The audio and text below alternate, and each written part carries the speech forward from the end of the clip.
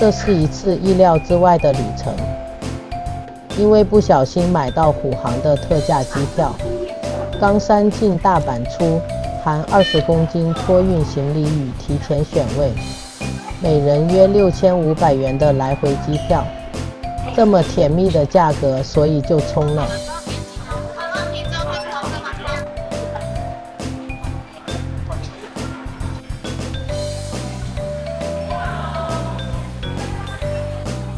机上没有买餐点，所以在机场先吃。其实机场里面真的找不到想吃的，就随便找了这家。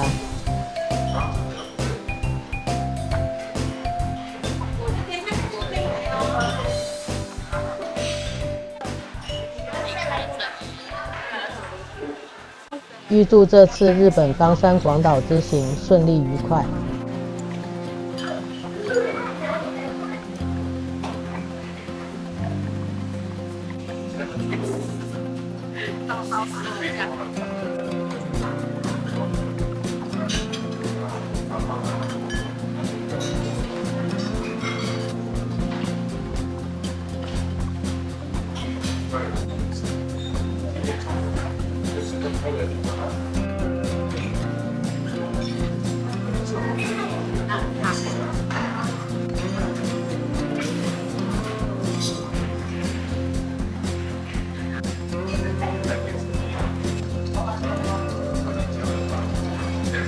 吃饱饭来候机室等上机啦，结果我们的小老虎误点了1个小时。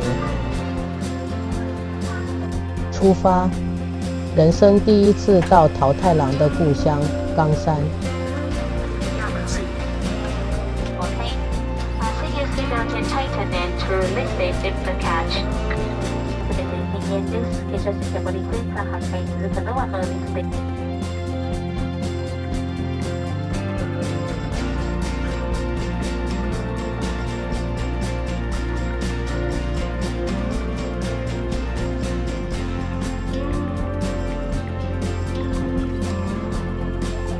降低高度后可以看到濑户内海。快到冈山机场了，原来是在山里。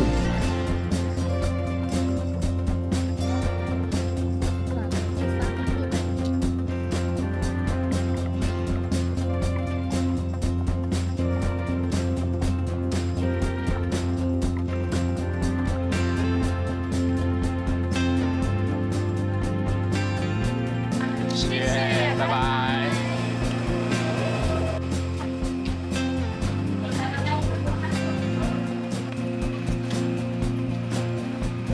冈山机场到市区直接在门口搭接驳巴士，一出门口就会看到，而且还有人员指引，非常明显，想做错都很难。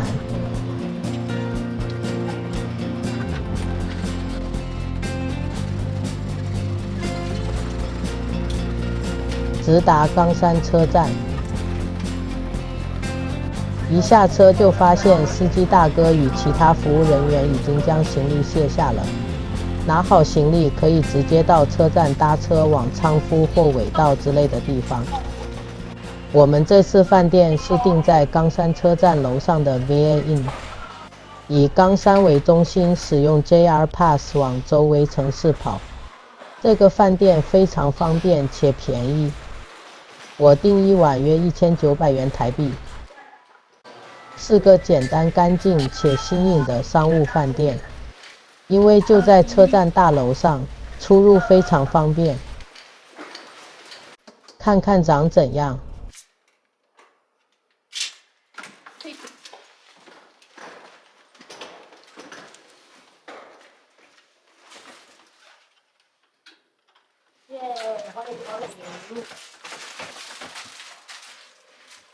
可以直接看到冈山站月台。这是什么？铁轨？隔音还可以，听不到列车的噪音。很基本的房间，不大也不小，有保留可以打开大行李箱的空间。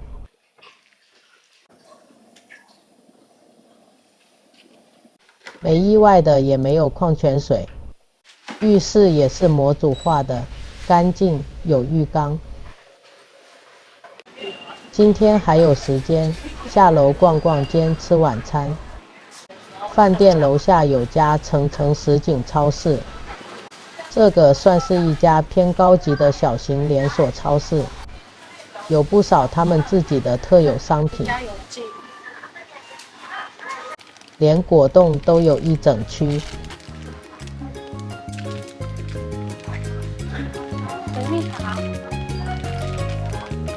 这个白桃与苹果果冻貌似不错。这个苹果，这个也不错啊。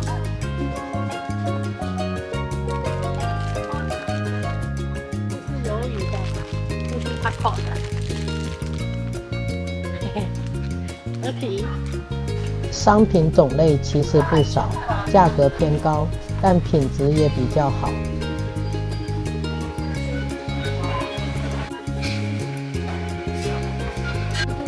小颗的梅子哎，紫苏梅吗？这是脆脆的紫苏梅，好吃哦。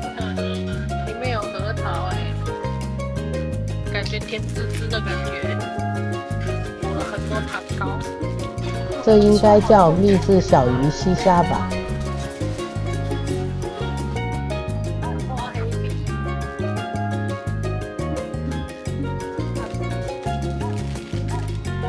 会把这个拿来做拌饭，这个是有盐巴的，然后你加一点点，然后下去拌饭，来昆布。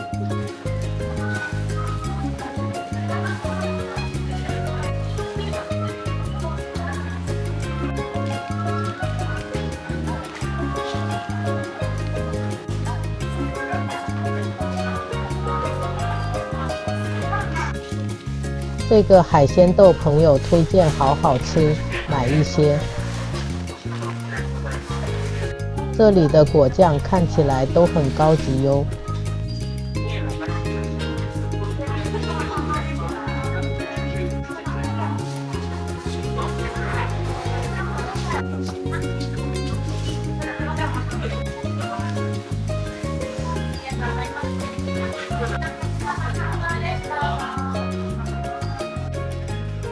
接下来我们到车站附近的永旺梦乐城吃晚餐。不知道哪个好吃，但看到有人排队。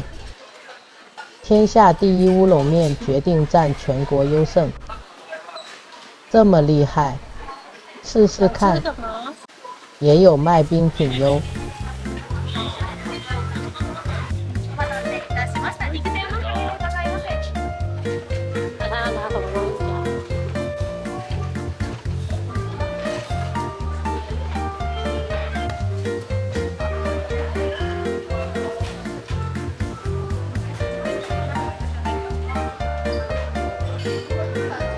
大虾、肉片、昆布、鱼板、葱与姜泥，汤汁只有一点点。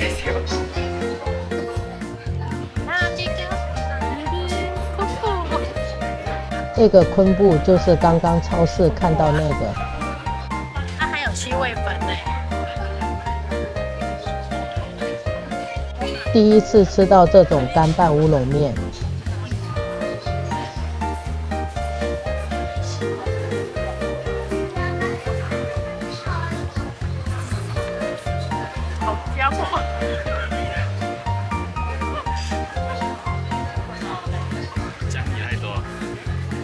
超香的，这个馅好好吃哎，很 Q， 全国优胜哦。这个面好吃，姜味超级重。如果不喜欢姜味这么重，拌面之前可以先将姜泥拿一些起来。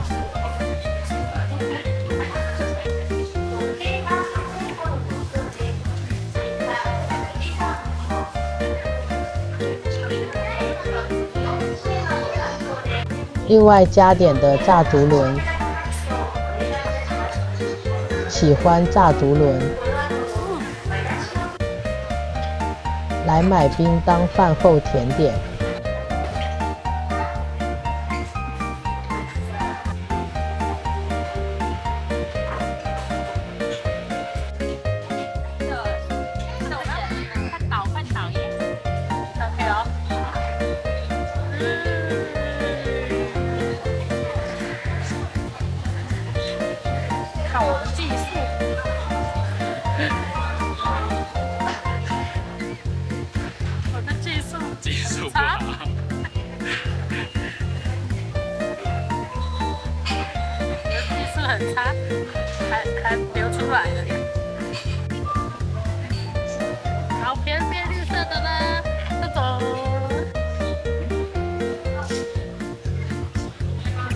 甜哦！我红肉在里面，在这里。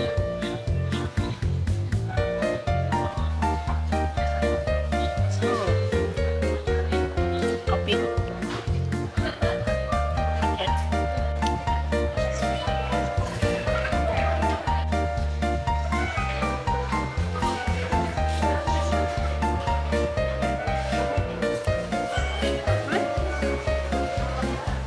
意外的非常好吃呢，抹茶控不能错过。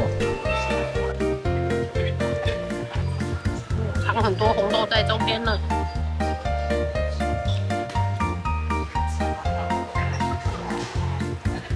人家出去会冷哦。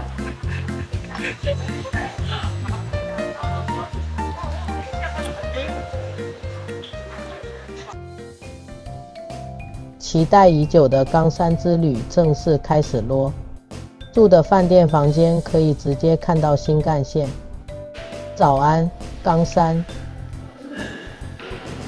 今天来去昌夫美观玩一天。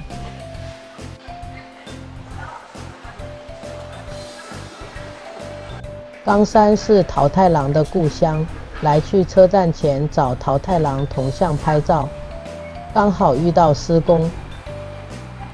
无法与桃太郎合拍，就远远拍张照片吧。时间还早，来去吃早餐。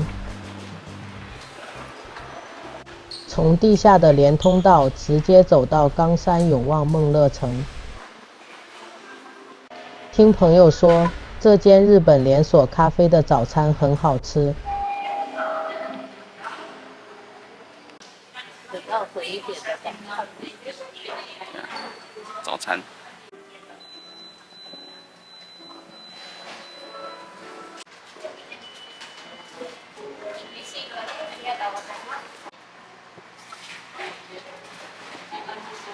这个看起来好肥，好好吃。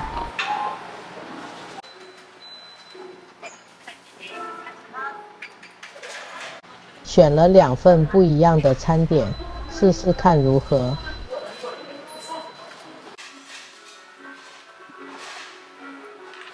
我早餐喜欢冰美式咖啡。日本人似乎很喜欢重烘焙的咖啡。日本的咖啡好苦哦，他们喜欢喝重烘焙。这是他主打的太阳蛋丹麦。不知道怎么弹。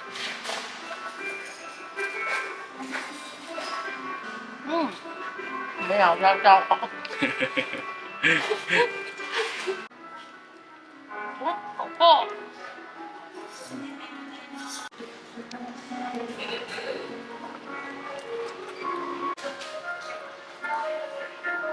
好吃。台哥咖啡真的好苦。太烫了啦！好烫的。法式吐司吧。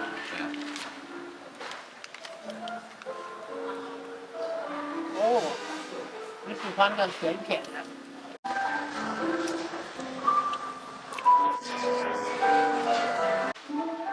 这边这样还不错，要口感。好吃吧？很好吃，外皮酥香，里面软嫩，奶香蛋香十足。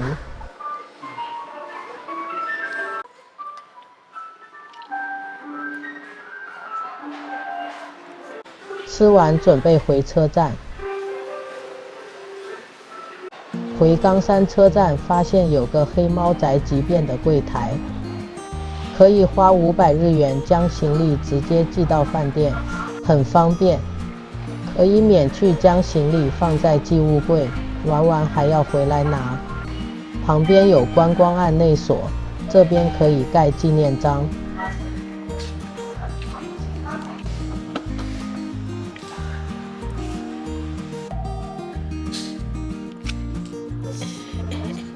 是桃太郎呢。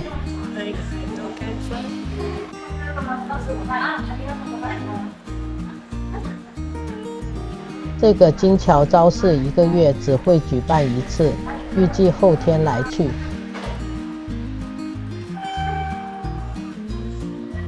昌夫美观地区离冈山不远，搭电车约15分钟。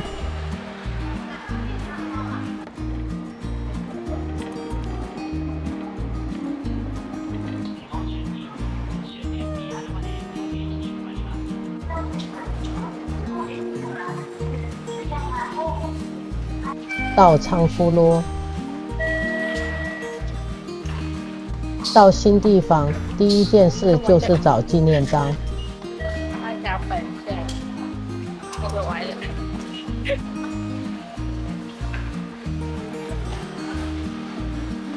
天气不太好，微微飘雨。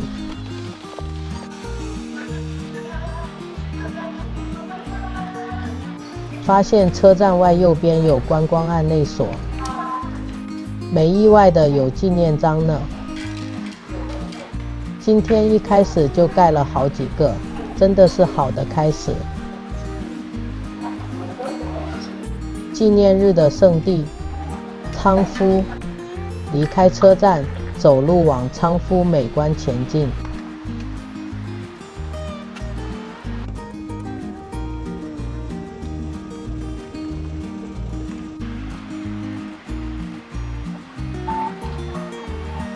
路上都有指示牌，没有很远，当作散步一下子就到了。看到昌夫特有的灰白房子就到了。发现路边的全家有卖土产，进去看一下好了。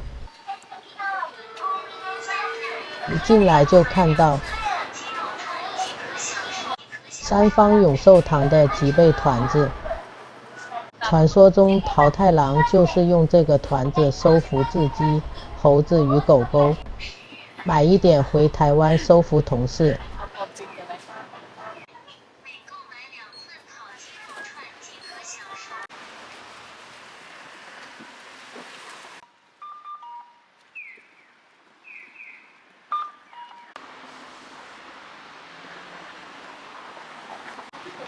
一进来就是一区商店街，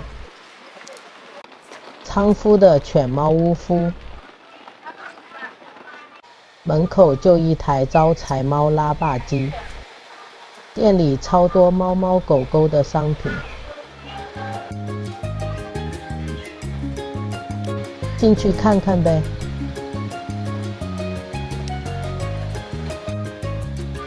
这个很可爱。店里好多柴犬的商品。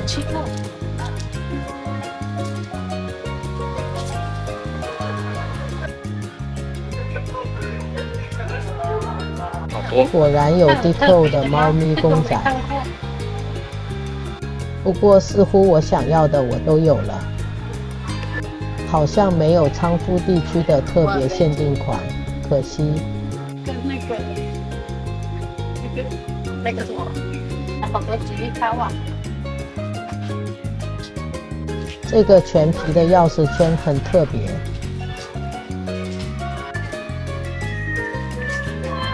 这个好可爱。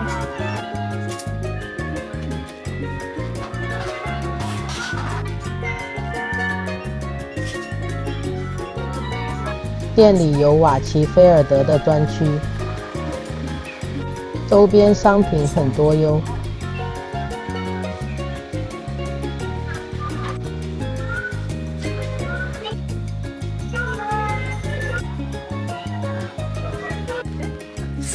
昌夫妖怪屋，进来看看。这个鸦天狗可爱。说到日本的妖怪，鬼太郎也占了一席之地呢。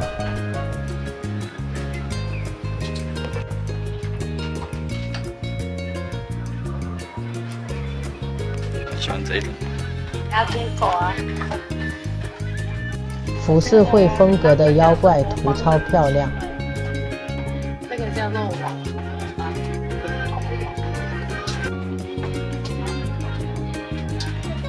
浮世绘风的各种猫咪图样包包，尾太郎中的日本妖怪分妖怪不图。分不图。这里啊，这个围裙。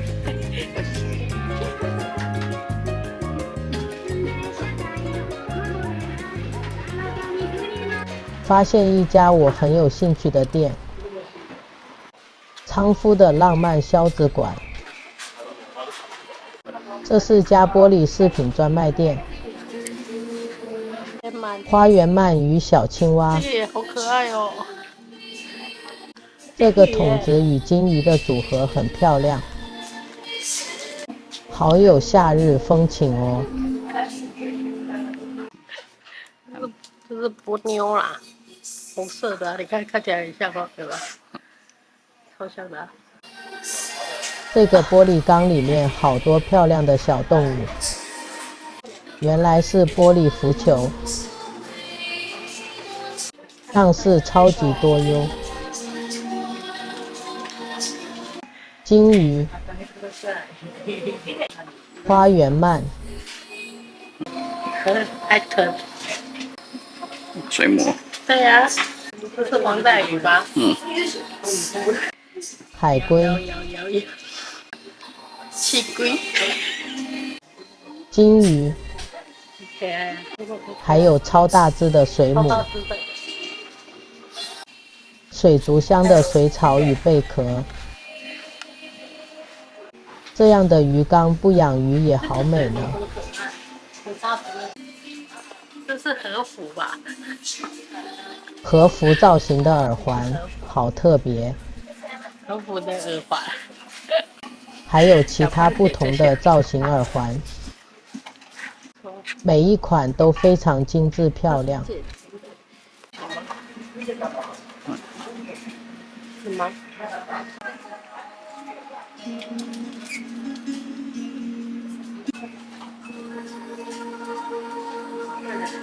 第一次看到纸鹤造型的耳环，牌子啊。这个红色好美，特别适合我呢，你说是不是？这个鬼吊饰好可爱，想要，越看越喜欢。先拿再说。这个也不错。有贴金箔的开运金鱼，各种造型的玻璃公仔。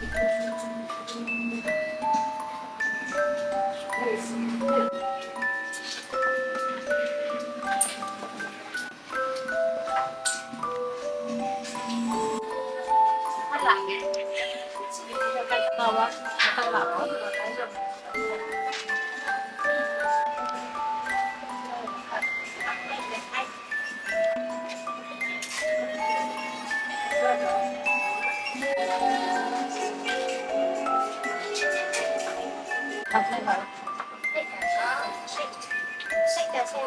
桃太郎小镜子，一早就开启购物模式。好了，还是得往景区前进。路旁有紫阳花，哦，很可爱，它都先旁边先开。从这边开始是仓敷美观最经典的风光，白墙仓库、柳树、小桥与运河，加上周遭许多文青小店，让这里充满了古典与时尚的完美融合。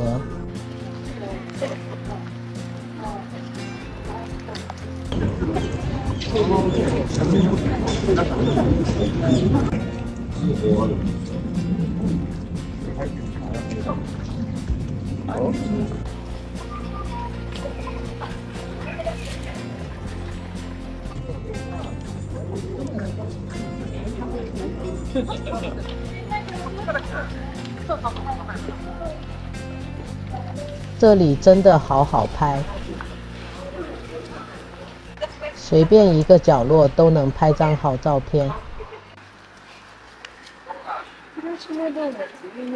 仓敷公民馆，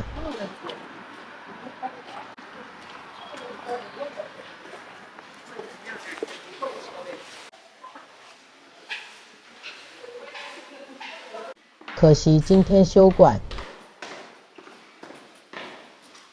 从旁边的阶梯往关龙寺与阿智神社。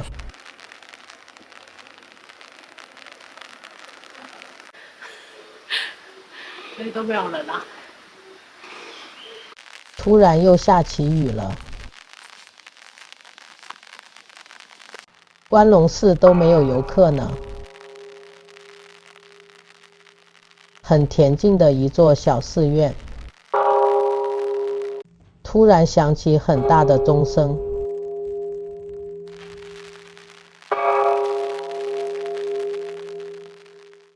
关龙寺旁的钟塔整点时会敲钟。发现关龙寺自己的钟楼屋顶很酷。屋脊上的鬼瓦超大超帅气。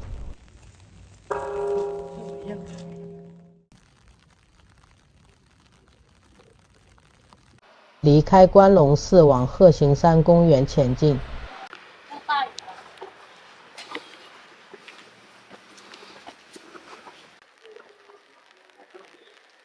刚才钟响的钟楼就在旁边。12点会打钟。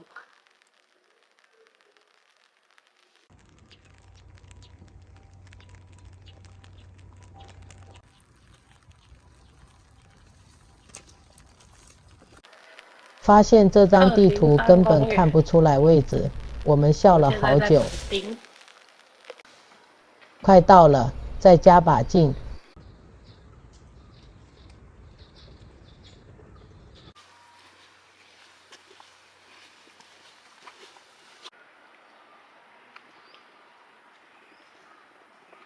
到阿智神社的入口了。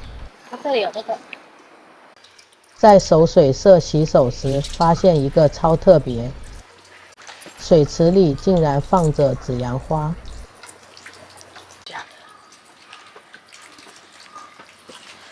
有够风雅，有够美的。爬上阶梯就是阿智神社了。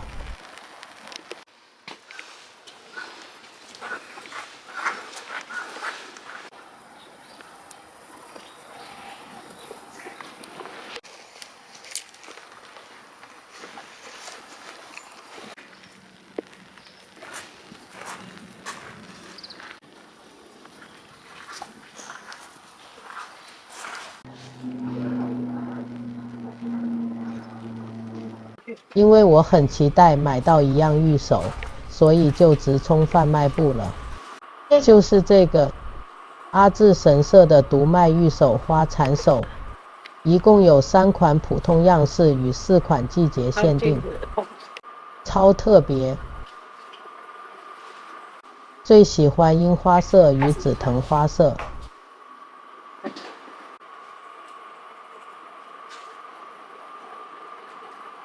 捐献1万元可以获得特别款，金色与银色2选1，还有粉色系涂装的达摩，自己钓的鲷鱼神签，12生肖玉手，呆萌呆萌。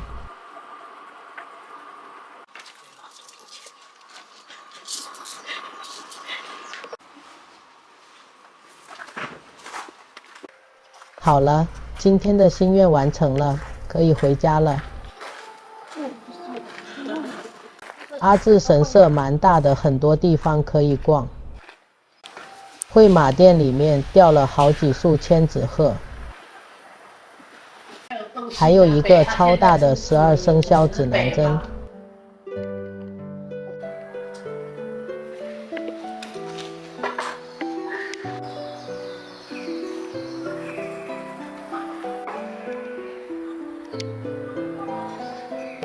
这边可以看得很远。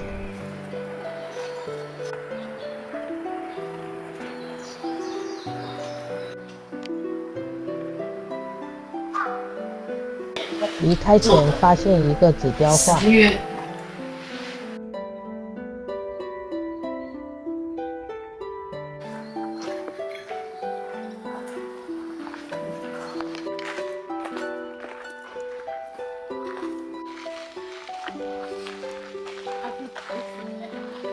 这个神社里面好多12生肖的东西，看来大家非常喜欢龙。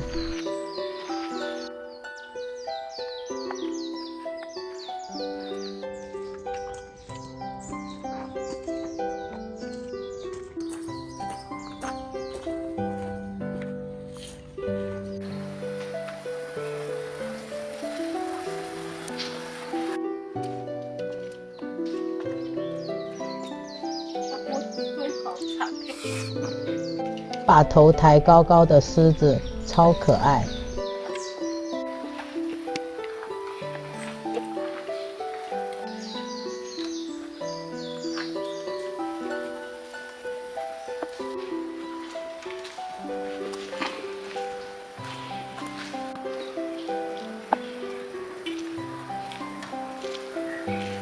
离开这边咯。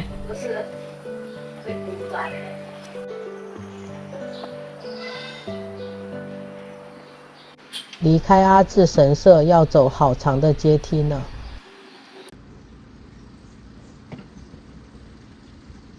一直有个疑问，常常看到鸟居上面布满了小石头，到底是怎么放上去的呀？又有何典故吗？这边才是阿智神社正常的入口。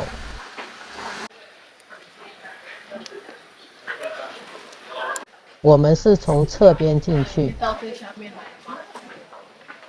下来后是昌夫最知名的商店街，店家非常多，纪念品店、礼品、食物商店、吃茶屋、餐厅都有。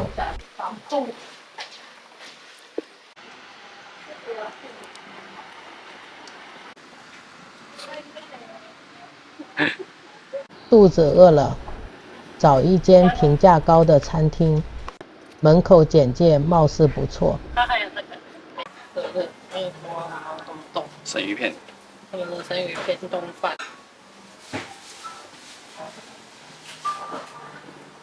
超传统、超经典的日式餐厅，一进来就被它的氛围深深吸引。广岛、冈山这边星鳗非常有名，今天就来实行一个星鳗自由。满满的星鳗外，还有一个超大的玉子烧。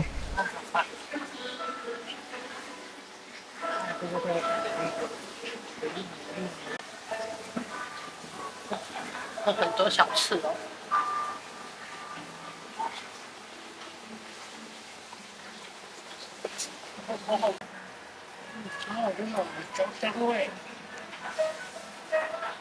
星鳗上炭火的焦香很迷人。太好吃。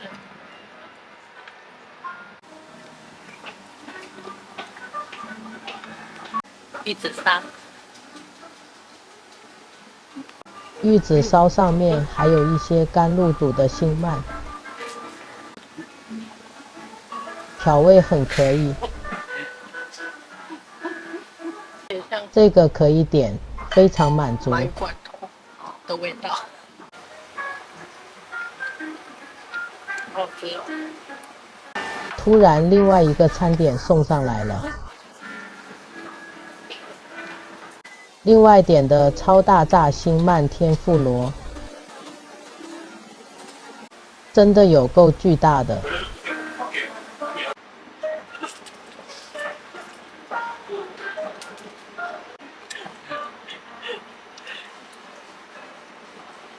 缺尾巴的巨大星鳗天妇罗饭，这个好好吃哦。真的很大一尾。吃了一口，发现小菜的这个醋渍春鱼超级好吃。这餐吃的超满意，很推。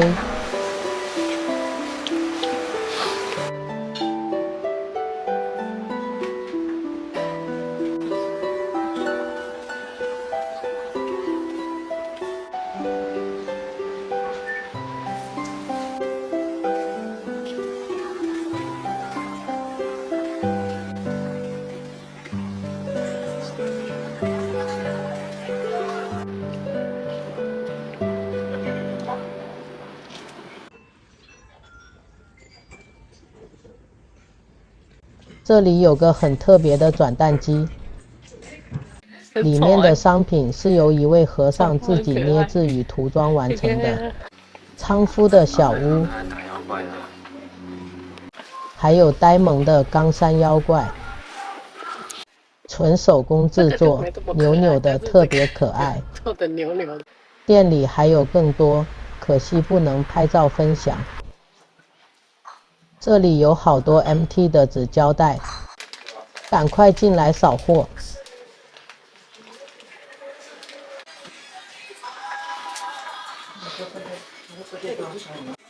找到娼夫限定款式了，还有 DM 界哨子胶带里面的样式。桃太郎，娼夫的景点，娼夫町家。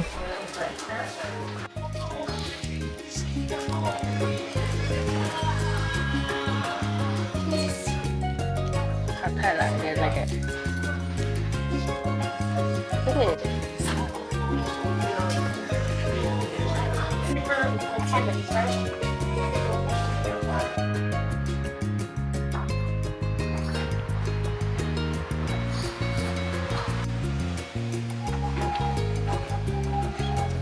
娼夫的蓝染很有名，这帽子好像是黑的帽子啊。很多蓝染与牛仔布料相关的服饰店。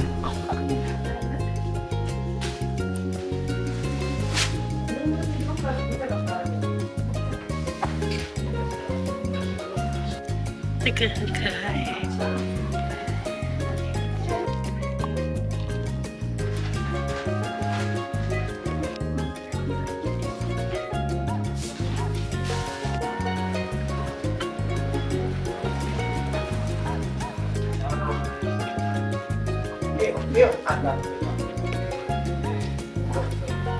这是一家以木头为素材的幼儿玩具与饰品店，商品充满了巧思与童趣。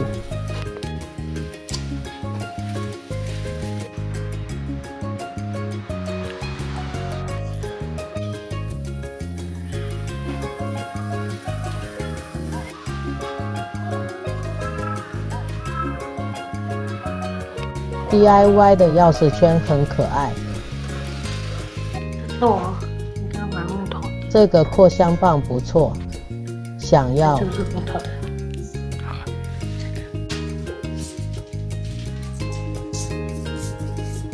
还帮你包装成花束的样子。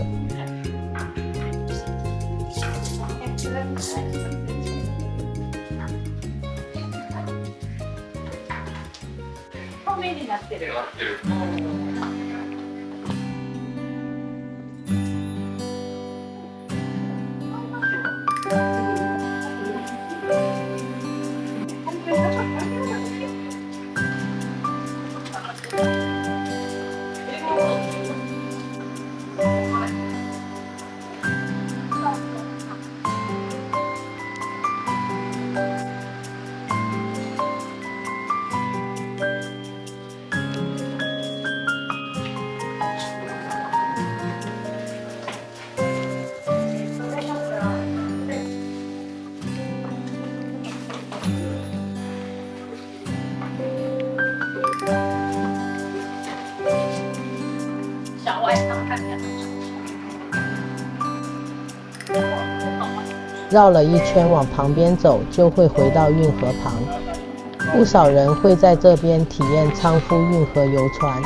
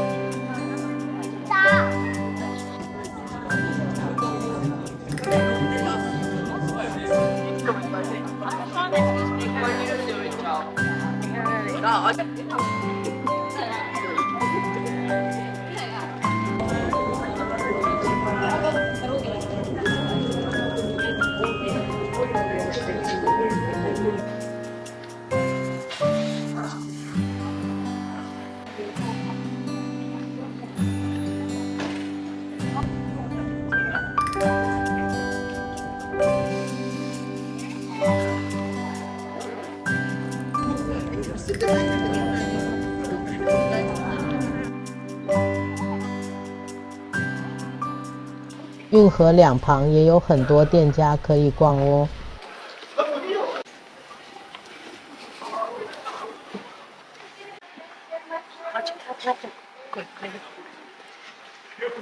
这个手绘图好可爱，轻轨红轨袜子，满满的鬼商品。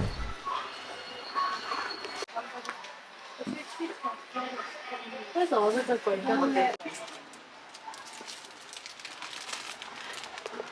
凸肚脐的鬼宝宝，叶明才孙孙。也有很多伴手礼。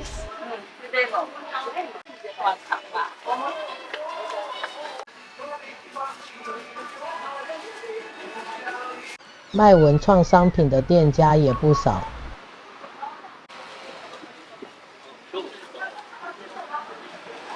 超多快架，琳琅满目的。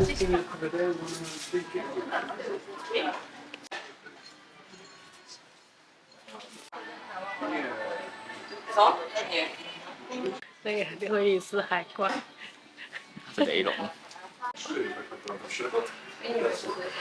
这个成品有难买。各种美丽的筷子，这一墙面的比较便宜，这是送给新婚夫妻当礼物的。这是我只敢看，连摸都不敢摸的。路边发现满开的紫阳花。不一样6月日本到处都是紫阳花开，很美。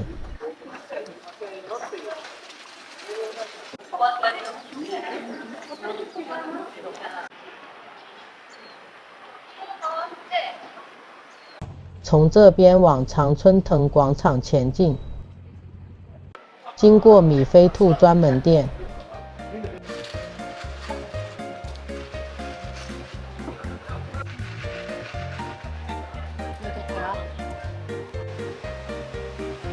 这里有卖真面包与假面包，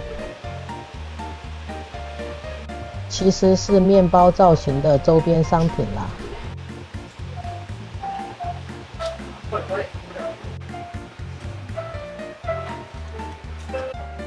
真假的？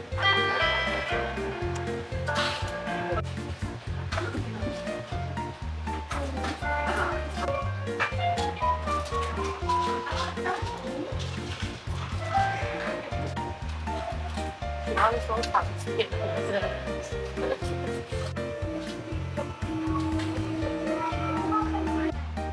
喜欢米菲兔的粉丝不能错过哦。隔壁是史努比专门店，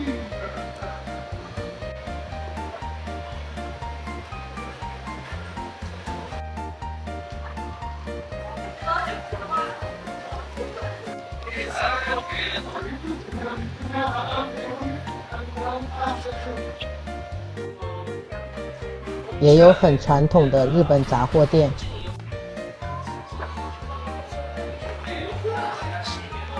好有日本老街的氛围。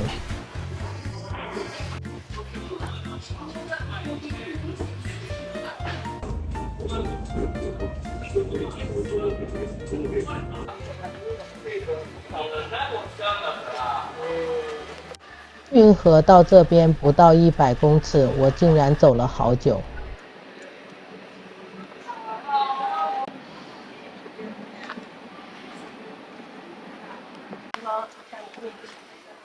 常春藤广场也是个又美又好逛的地方，到处充满了绿意。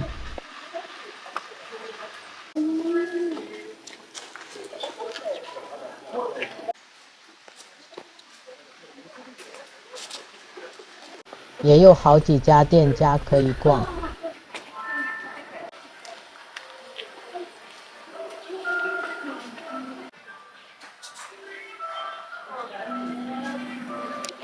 往中庭广场前进，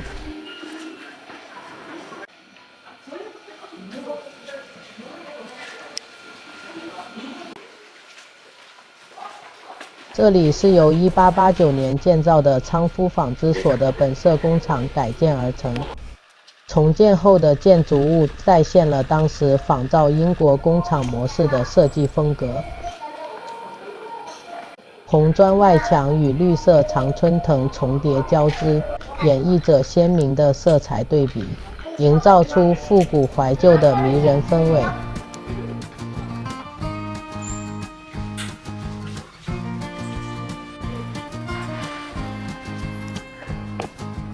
常春藤广场里面有饭店以及餐厅，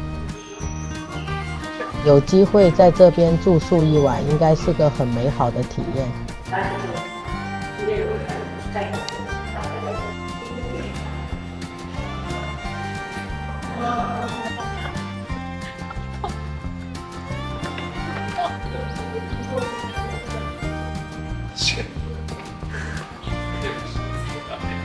这里也有一家土产店，冈山的桃子相关土产也很多。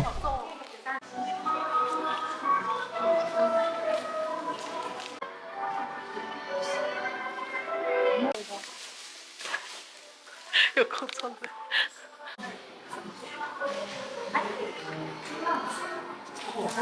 濑户内的蜂蜜柠檬咖啡，咖啡吗？那也是蜂蜜柠檬啊，那是柠檬。桃太郎咖啡，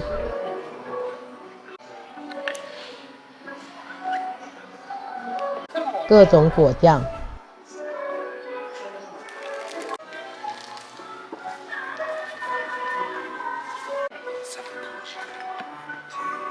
对啊。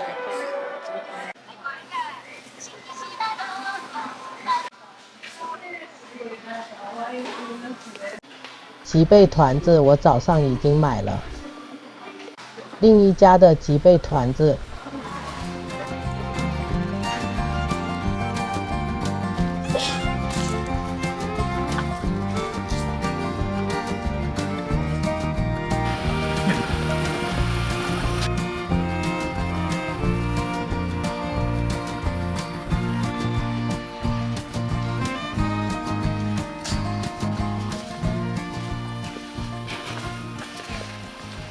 商店街的店家也纷纷打烊下班，这个时候在仓敷的游客也越来越少，这时就是我们的悠闲散步的好时间啦。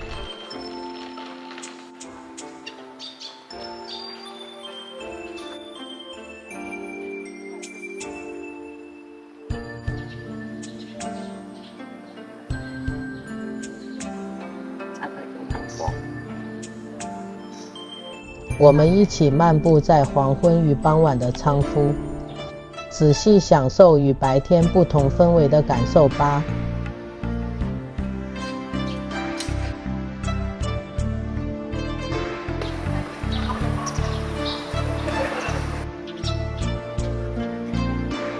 要这种白白蓝蓝的橙色。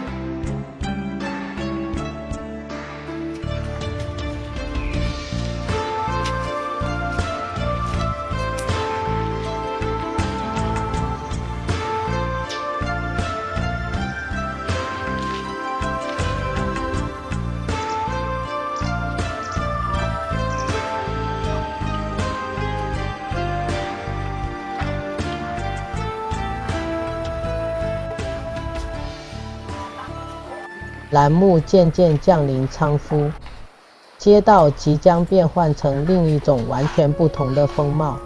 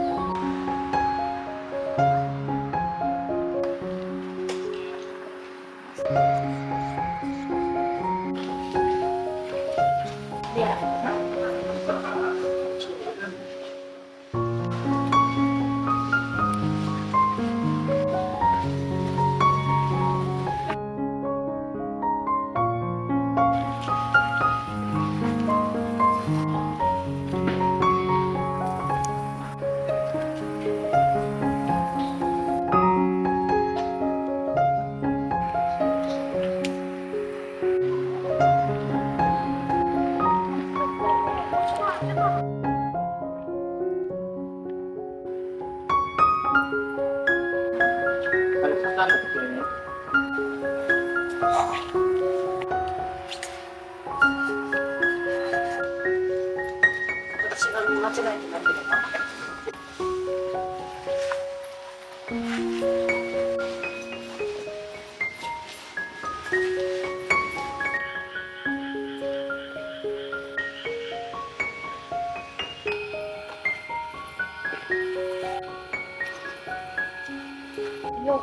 亮了呀！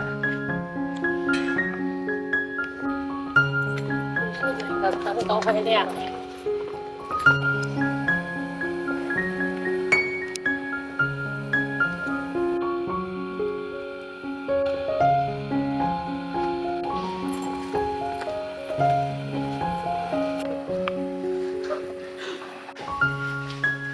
准备离开这边。晚安，美丽的仓敷。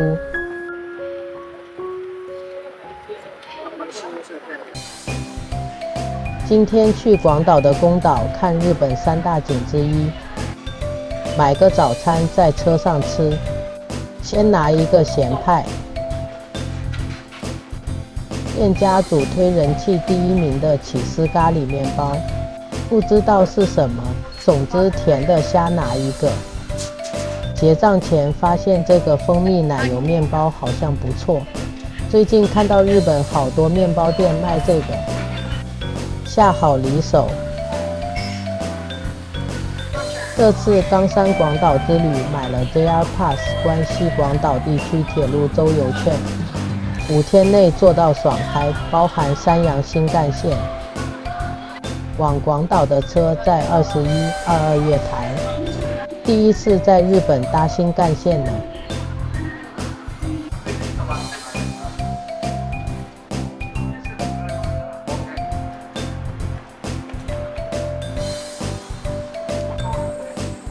日本新干线有好几种不同样式的车款呢。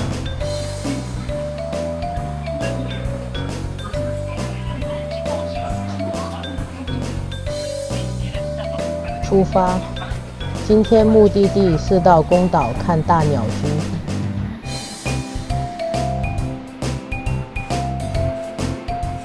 在新干线上吃早餐也很幸福。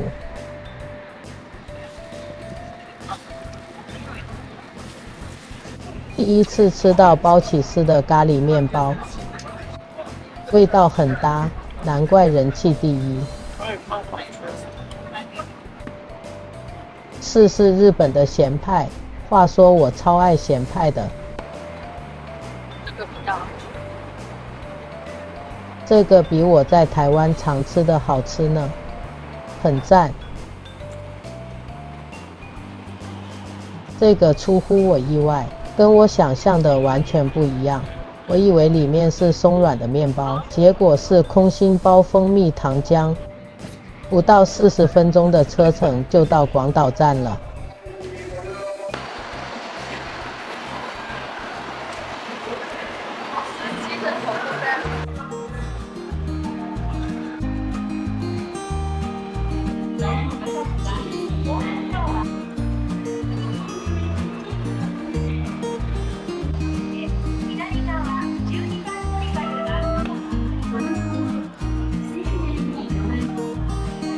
我们要去宫岛，还要再转车，搭慢一点的车到宫岛口站，继续使用 JR 铁路周游券搭车。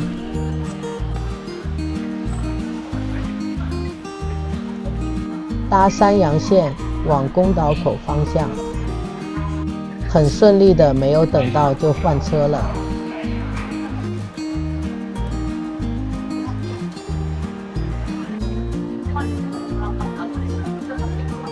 看到海就快到咯。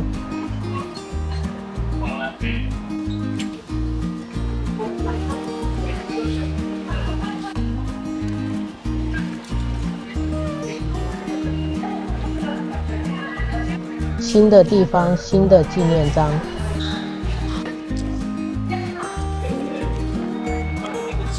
宫岛的红色大鸟居。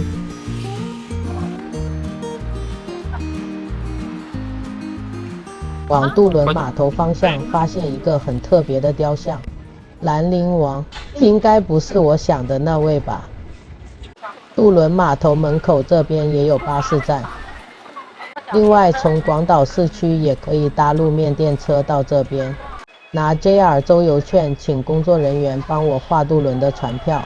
使用周游券买船票不用钱，但每人要另外付来回100日元的访问税。每艘船的载客数很大，船班也很多，不用急。刚好看到我们要搭的船准备进港了。到宫岛除了 JR 的渡轮外，也有另一家松大汽船可以搭乘。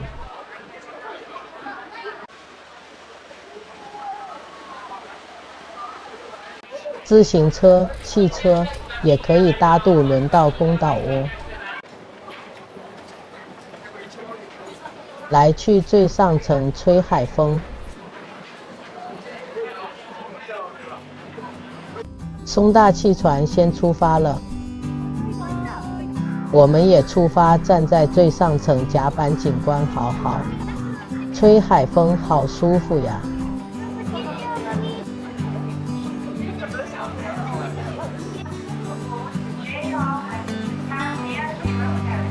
宫岛就在对岸，航程不到20分钟，已经可以看到大鸟居咯。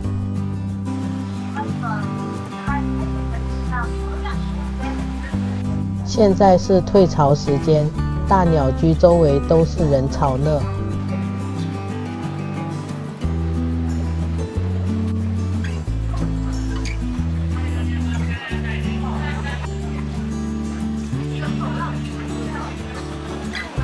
你懂的。宫岛的纪念章，陆羽大鸟居。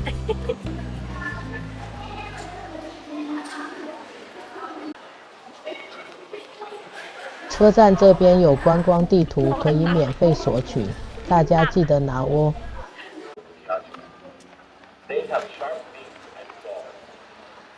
门口有宫岛观光区的模型，可以看一下大概的位置。就在这里，一大堆。发现宫岛的野生小鹿。宫岛有许多野生鹿。跟奈良的鹿比起来，宫岛的鹿比较腼腆，主动性比较弱。一样的是都不怕人，很可爱。不过这边为了不让它们失去野生自主觅食的能力，是不能喂食的哦，所以没有卖鹿仙贝。不好意思，没有食物给你哟。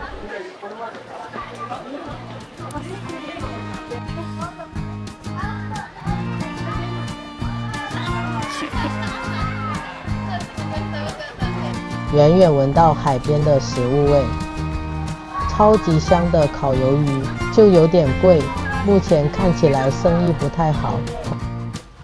发现小鹿身上冬天的长毛还没全部换掉，要在1-2个月，它就怎么掉的光秃秃的。发现一个我超喜欢的食物，现烤的新鳗竹轮哟！来日本这么多次，第一次看到路边现烤的竹轮，还自带一根棒子给你拿着吃。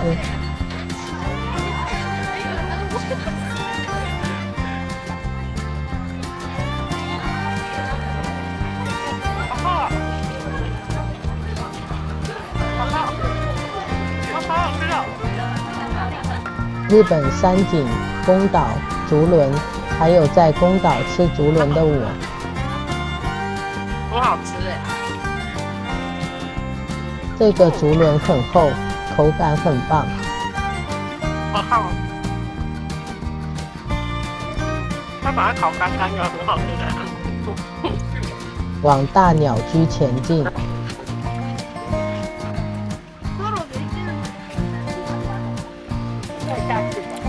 有只小鹿跑来跟我打招呼呢。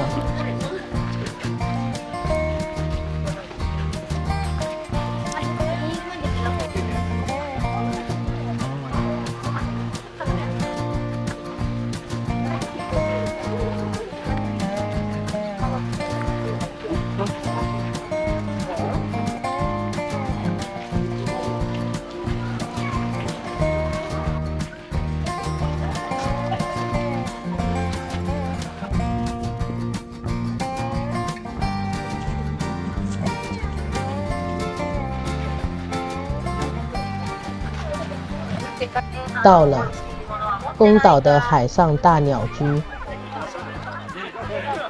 现在是退潮时间，好多游客聚集在这边了。在这片海域挖蛤蟆的注意事项：涨潮的时间，大鸟居会在海水之中。每天白天只有一个时段可以接近它。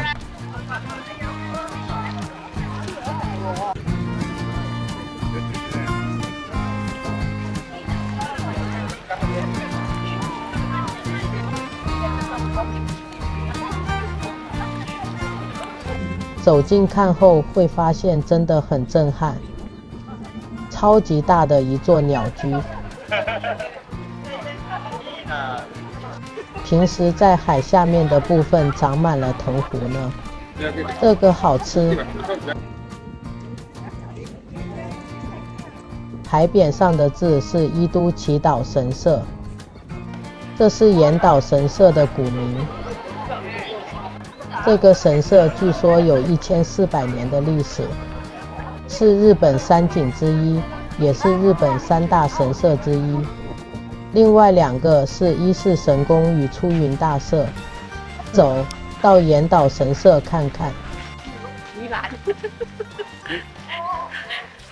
这些什么？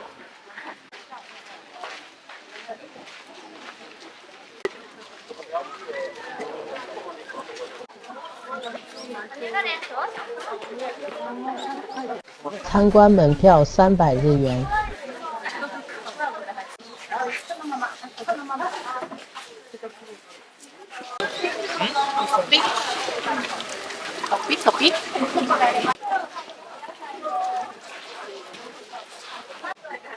入口处有地图可以拿。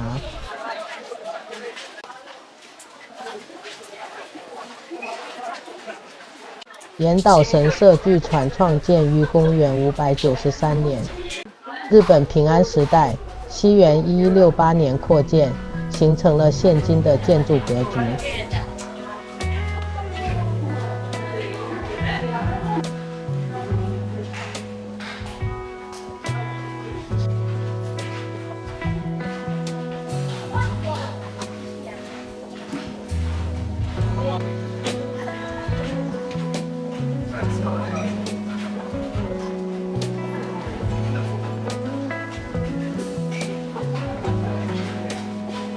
岩岛8景之一的镜之池，现在退潮时像是一面手镜。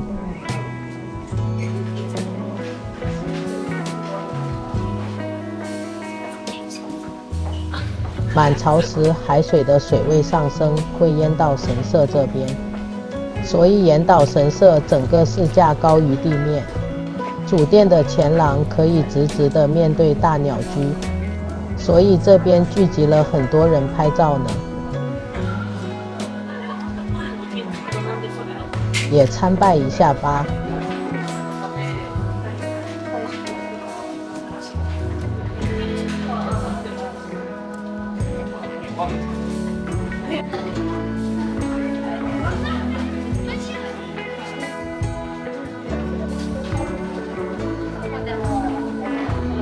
会马所的入口有点隐秘，在小角落边，满满整面墙的会马。对古式的窗门很有兴趣。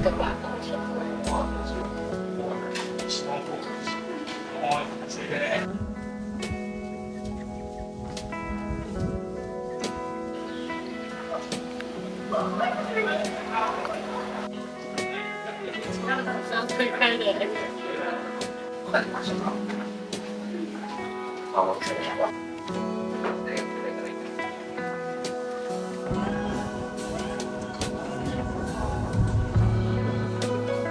这个古法搭建的反桥很漂亮，可惜现在没有开放。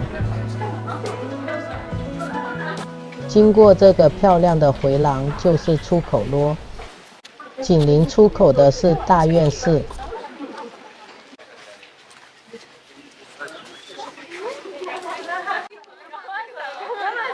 这里供奉的神祇是辩财天，是7福神之一，象征辩财、音乐与财富的女神。来抽一下神签，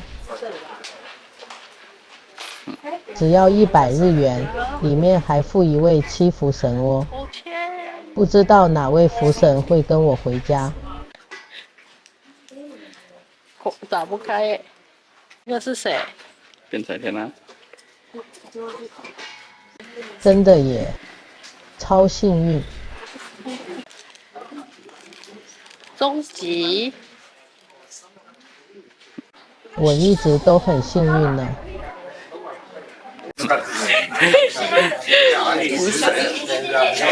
小福神，超小只的。沿路到处都是商店哟。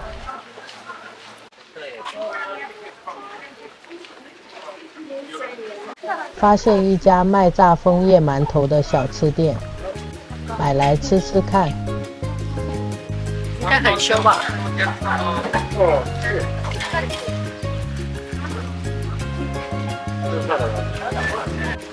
很短的，好，蛮好吃的。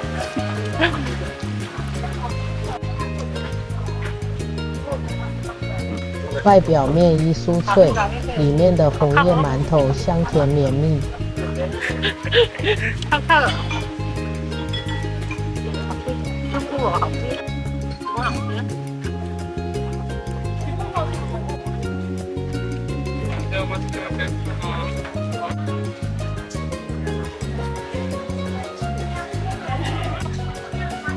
在表参道商店街发现另一家炸红叶馒头，这家好像是创始店，炸得热气腾腾的呢。投币买餐券，买个跟刚刚不一样的口味，带户内柠檬好了。超快拿到了。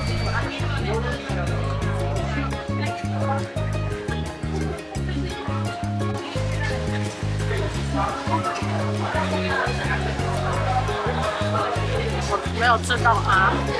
来2个。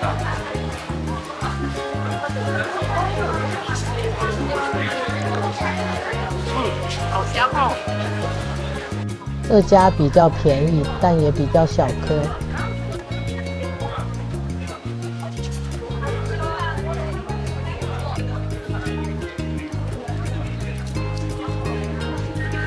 这个商店街是宫岛主要的商业区，店家非常多，超级好逛哟。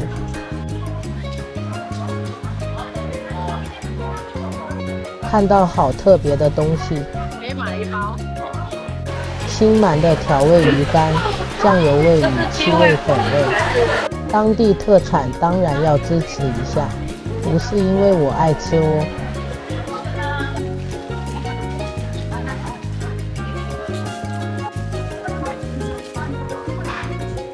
肚子饿了，找一家评价好的餐厅吃饭吧。这家分数蛮高的。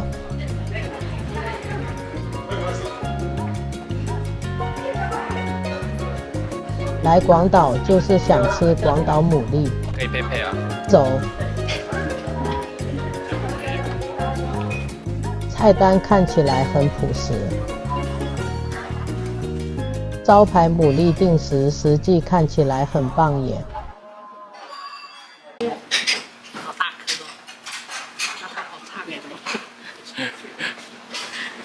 还有附3颗现烤牡蛎。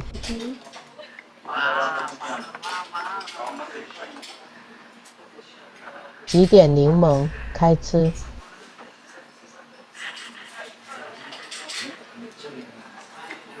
超级期待的。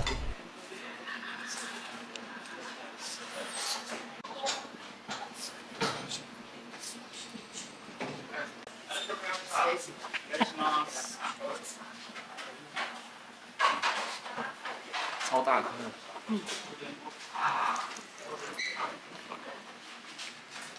好好吃哦。这个不知道是醋制章鱼还是螺肉，超好吃。凉拌牡蛎，先把柠檬挤上，再拌一拌。它有一个酸椒味道。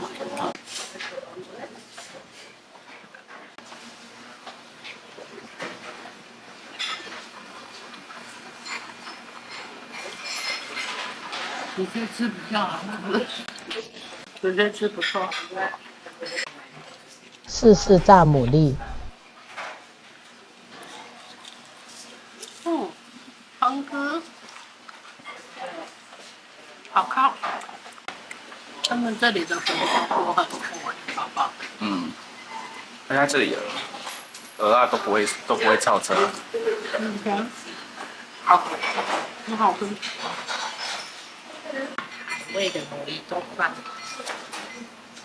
我另外点了牡蛎冻饭，这个比较特别，其他地方都没有。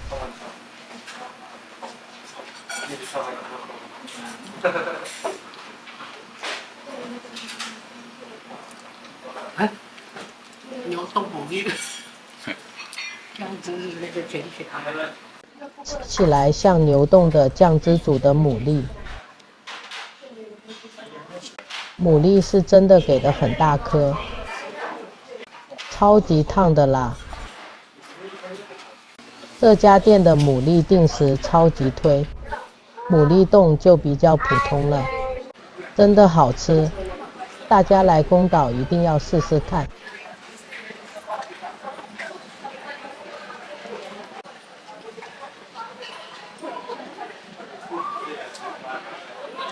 吃完饭回到海边，海水已经涨上来了。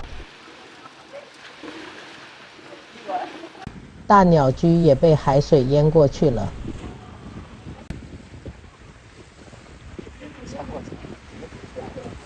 而且这时的天空很特别，在本岛那边下雨是暗的，宫岛这边是晴天亮的。形成一边黑一边白的特殊景观。靠近大鸟居那边看看，超级漂亮呢。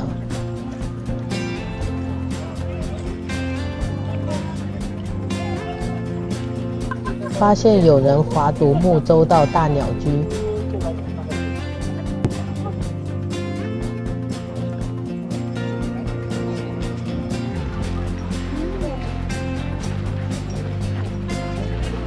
爬上阶梯到五重塔与丰国神社。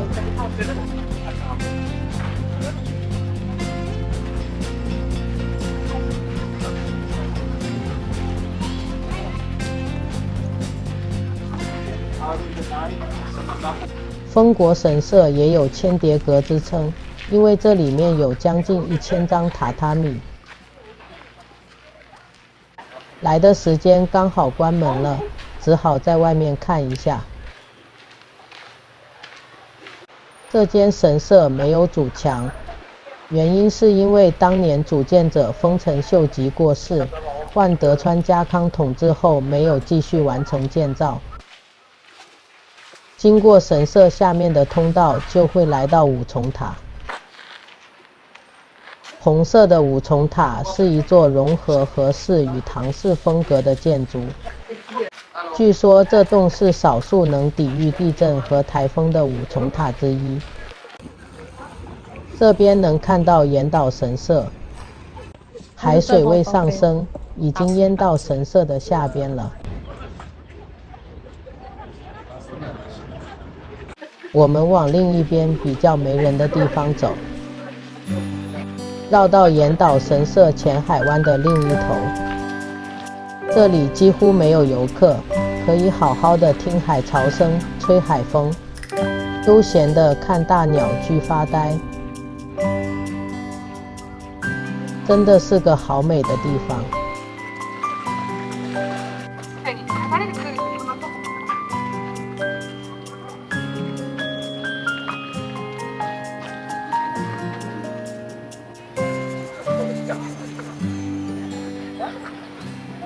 坐了好久，太阳渐渐西下了。我们回到岩岛神社的另一头，来去看日落大鸟居。天气凉爽一点，小鹿们都跑出来活动了。游客们纷纷都聚集到这个位置，准备好好的欣赏宫岛的日落美景。真的超级美哦！我们一起来等待日落吧。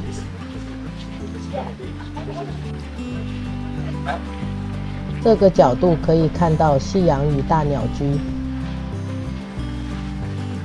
海面闪耀着金黄色的光芒，夕阳渐渐地躲到鸟居后面，真的是超乎我想象的绝景。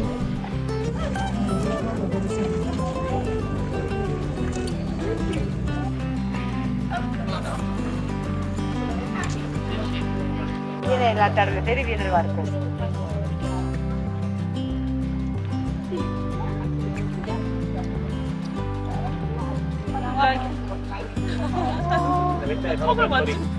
Подойди так же и на пол поставь. В реке. Море там какое-то славное.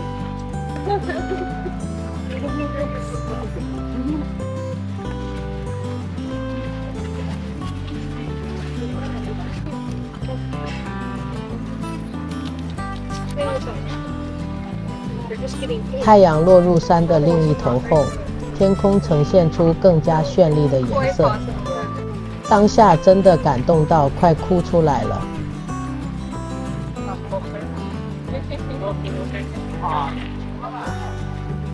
这时，彩霞另一端的岩岛神社也闪耀着金色的光芒呢。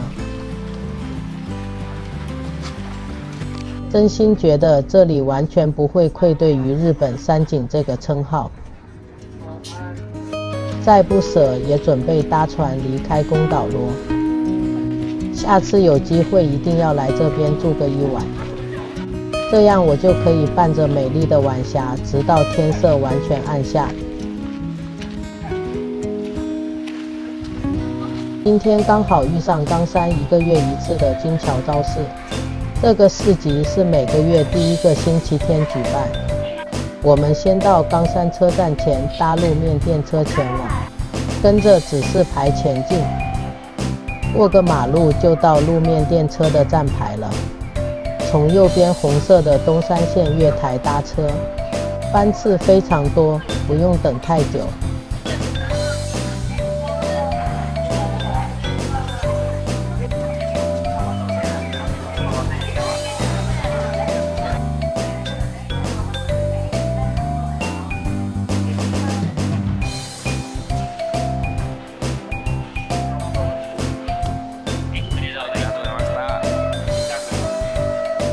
在 H06C 大四町站下车，跟着电车的方向左转往前走一小段路到金桥，就到今天第1个目的地咯。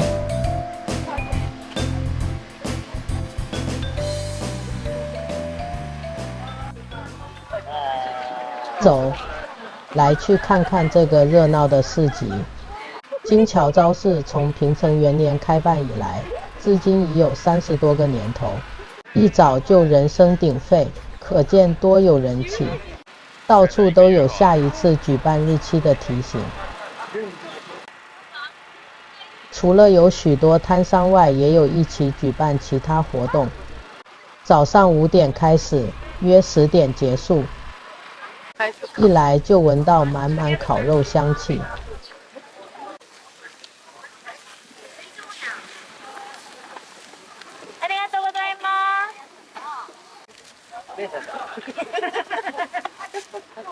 看到有人排队，我也不客气了。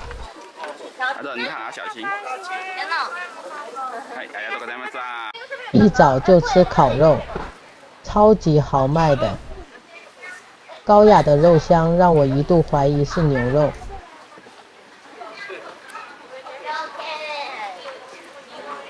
猪肉，牛肉，咬不动。肉质非常丰富饱满，烤得恰到好处，非常好吃。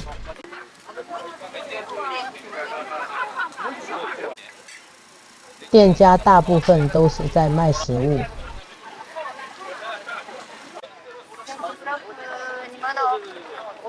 有一家现做的炸鱼板店，也是满满排队人潮。超喜欢日本的炸鱼板，你买你喜欢的。也跟着买一些。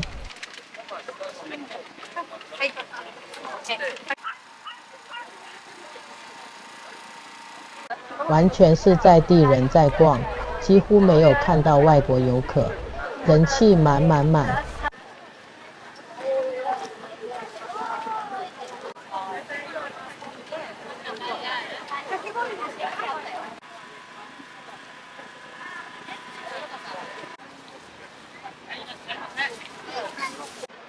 河边还有独木舟的活动。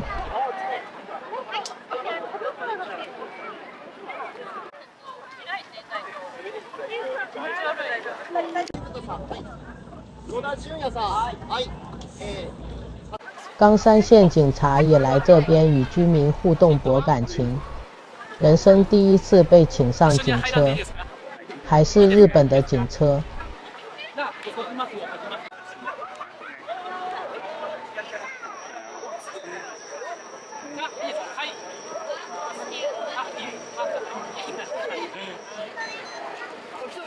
旁边看到阿嬷在卖白桃果汁，当然来一杯试试。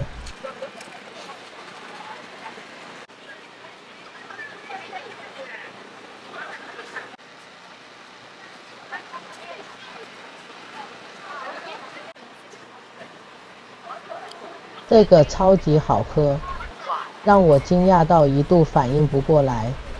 很好喝哎，打烂的水蜜桃，就像整颗新鲜水蜜桃直接打成果汁。你要淋吗？天气超好，卖冰的摊位聚满了小朋友，也来感受一下日本道地的夏日冰品。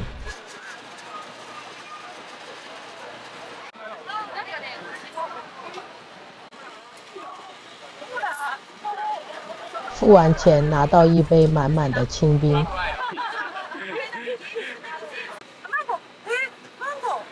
接下来就是五彩的色素糖浆时间了。还要带一个收藏。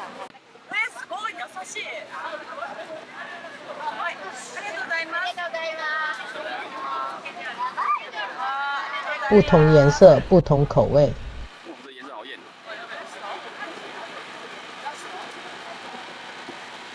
每个颜色上好上买。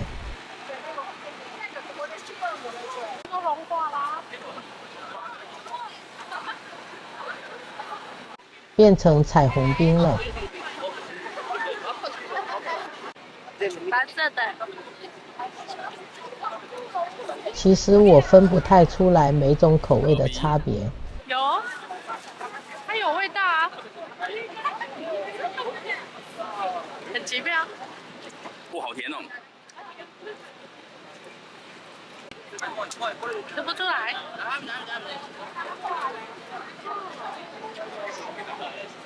大家都长得很像。桃子也吃吃看。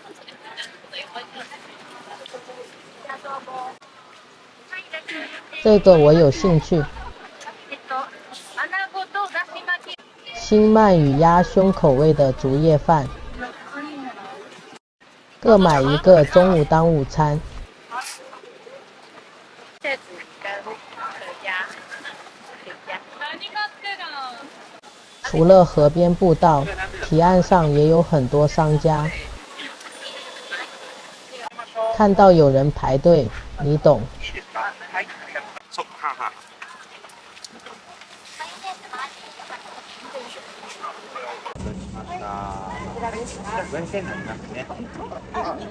当午餐。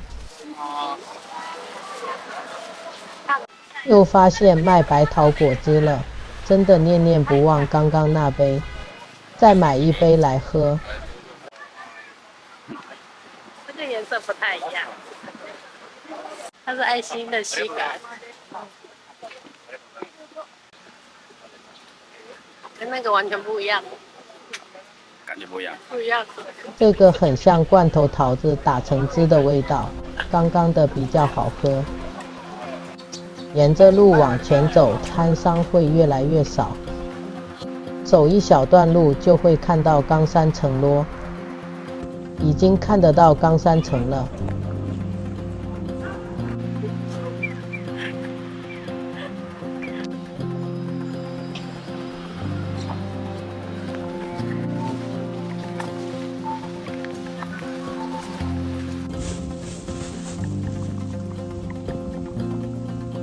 没有很远，散步一下子就到冈山城的入口了。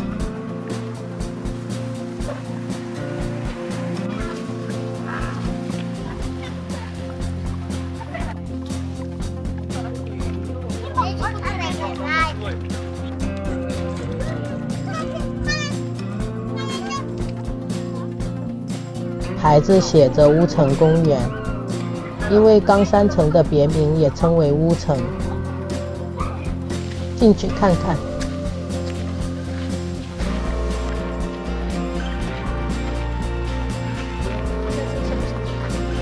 到主城前有个休息站，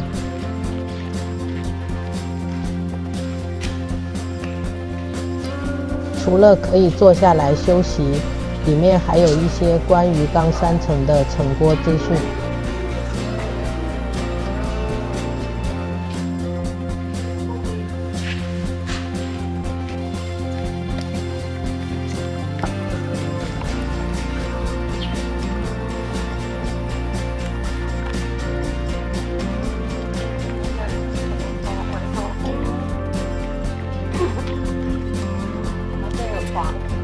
为什么床在这里？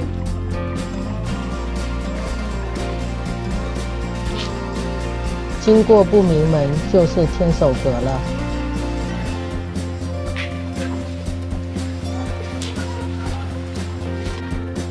冈山城之所以叫乌城，看外观就知道了。乌妈妈的外墙很特别。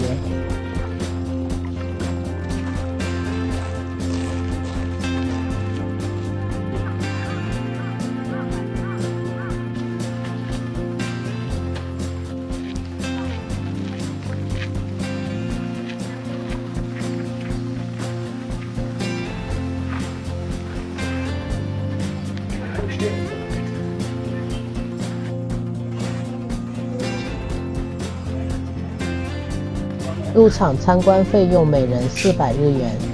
5点半。进来第一件事当然是找纪念章。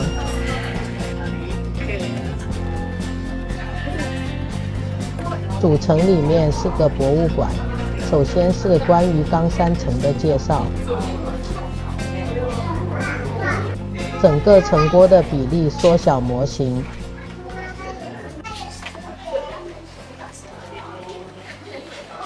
建物的文物，这个是那个屋檐旁边那个。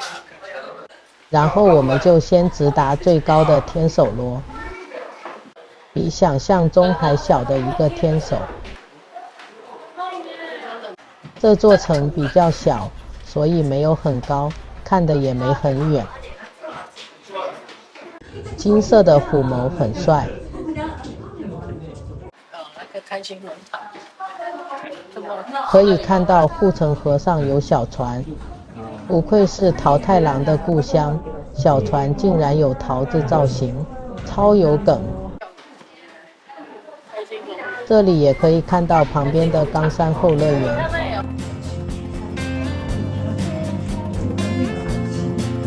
后乐园里面似乎还有开心农场呢。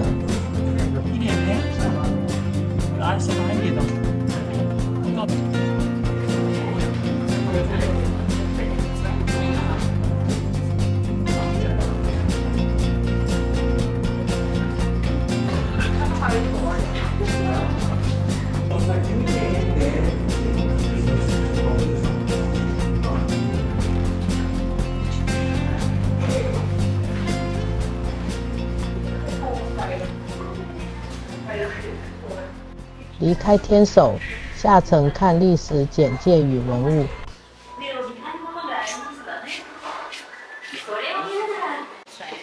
展区里面有关于城的历史介绍，历任城主与其历史定位还有人际关系。还有不少刀器与铠甲的文物展出。书籍账本也不少，有时间的话可以慢慢看。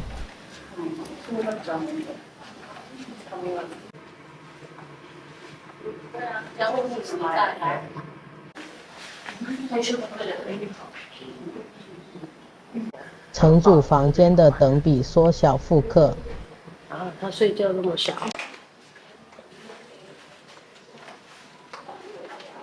这是物语的屏风。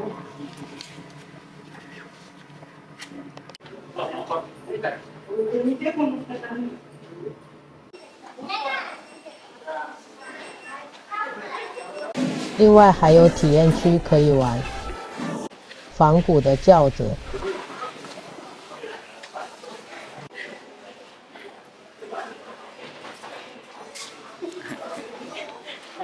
我不能跪，真难坐。但他这里有愧疚。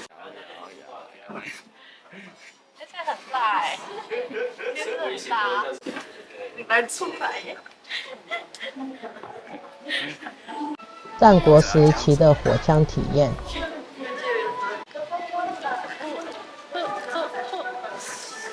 蛮有重量感的。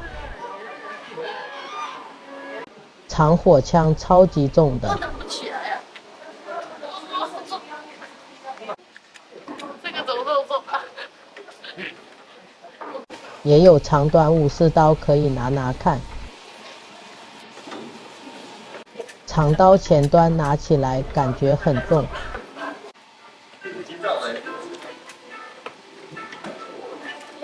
前面很重，后面很轻。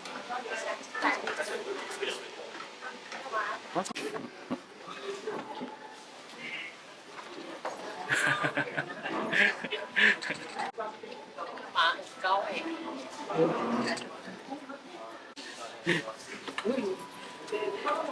最后就是纪念品店啦。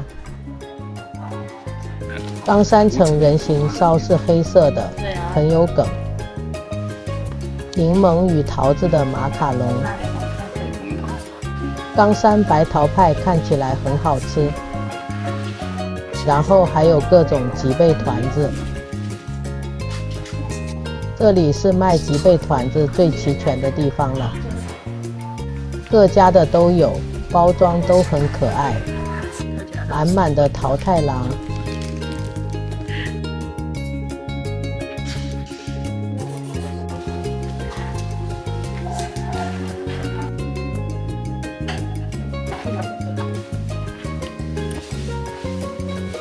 冈山城小纪念品，这是磁铁。这个桃太郎剪影手帕我喜欢。看起来不错哎。冈山城色纸组合，里面有各种图案，可以折出相对应的造型。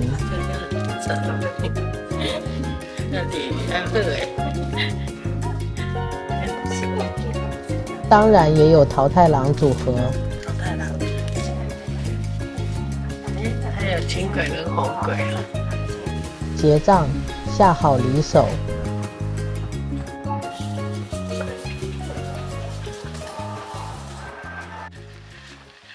接下来我们从冈山城旁边的小道走往后乐园，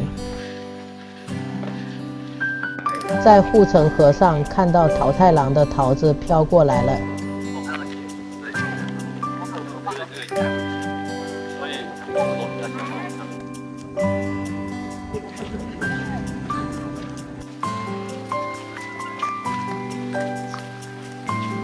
往后乐园时会经过这个铁桥，结构超美。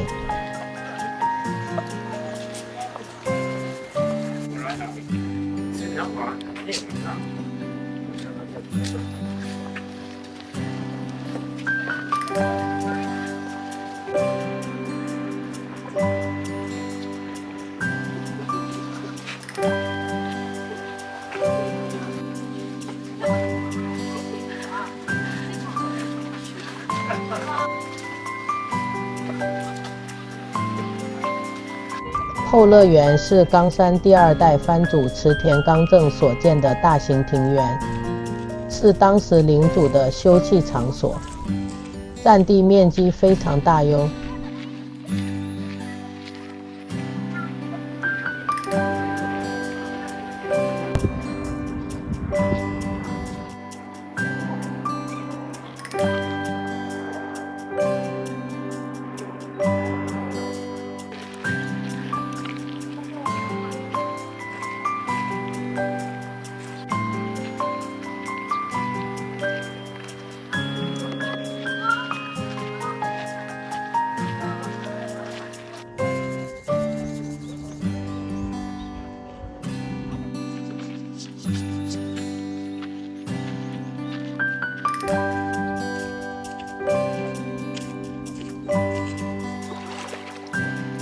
发现这边的锦鲤都不怕人，有人一靠近就会聚集过来。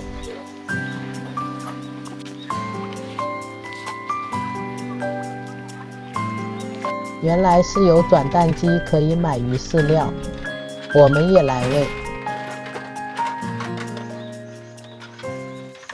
多塞满满的哦，塞得超满的。OK， 很熟。来哟，输掉喽！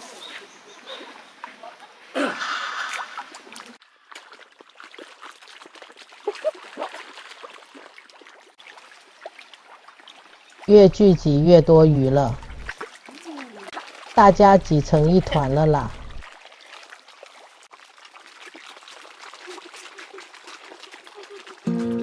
后乐园是个很干净、很舒服的公园。大家有来冈山，安排半天在这边闲晃也很不错。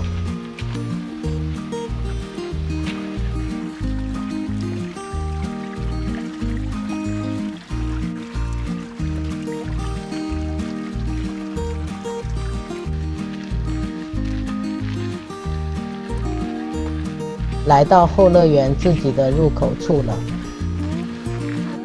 这边有纪念章可以收集。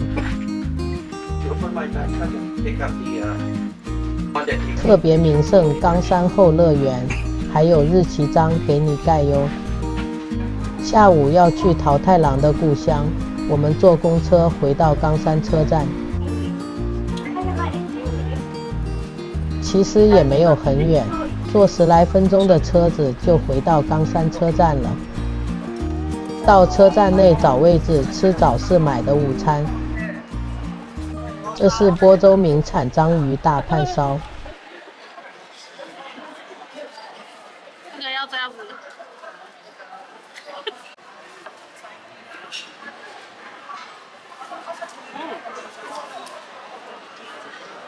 有一整颗蛋在里面。酱汁给超多的，本来以为会很咸，其实还好。吃起来感觉像包蛋的大阪烧与章鱼烧的综合体。我说它酱汁好多，都手软。不错。这个可以，很好吃。来吃吃炸鱼板，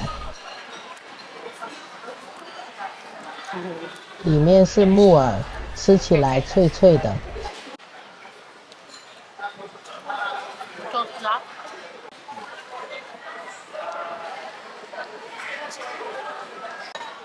这个是红吗？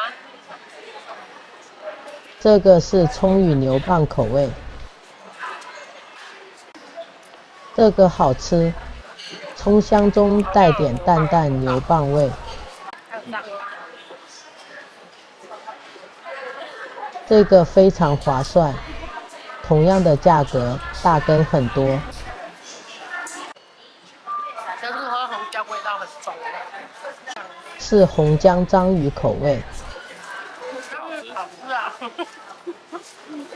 喜欢红姜的话是 OK。很多章鱼。红姜跟章鱼。鲍里斯哦。接下来是竹叶蒸饭，应该也是冈山这边的特色食物。第一次看到这个。卖相不错。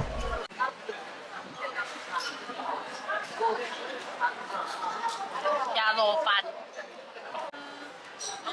鸭肉油饭，它是黏糊糊的饭。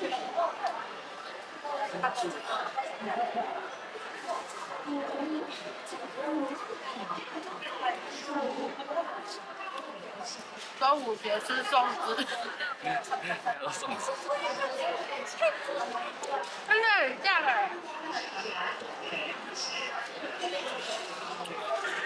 油饭，赶快来吃一口，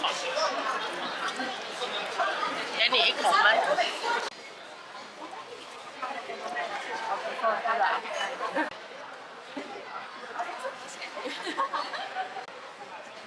最后感想是饭稍微烂了一点，但鸭胸很好吃。吃饱饭搭车到桃太郎的故乡看看。到9号、10号月台搭桃太郎线，辨识度很高的橘红色车体。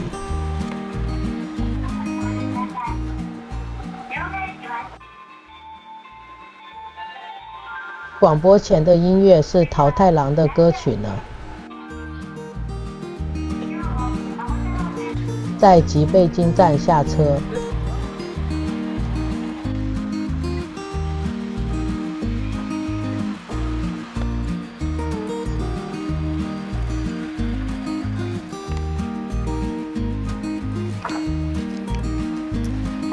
走路往吉贝津神社约10分钟。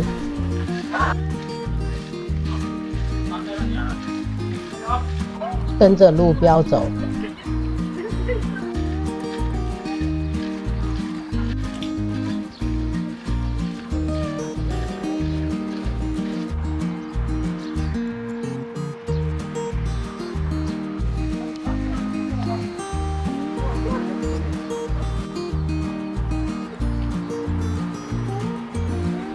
走在吉贝津神社的松并木参道很舒服。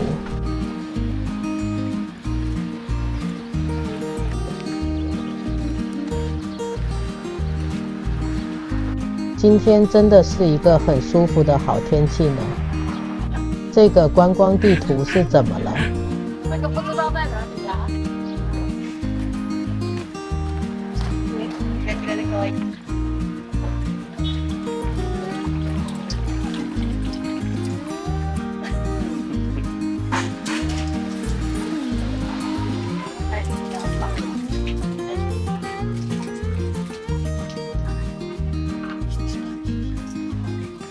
神社前的阶梯这边有好多灯笼，晚上点灯应该超漂亮吧。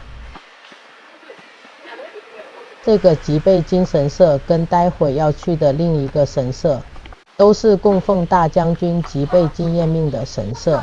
冈山古称吉备国，有位住在鬼之城的温罗作恶多端，后来朝廷派大将军吉备津彦命前往讨伐。而吉备津彦命也就是桃太郎故事的原型，这个吉备津神社就是当时的交战处。传说吉备津彦命将温罗斩杀后，将其首级封印在神社铁锅里面，而温罗至今都还在锅里不断哀嚎，所以神社到现在都还留有抚民审视的特别仪式。牌匾上的平贼安民跟这个故事相呼应呢。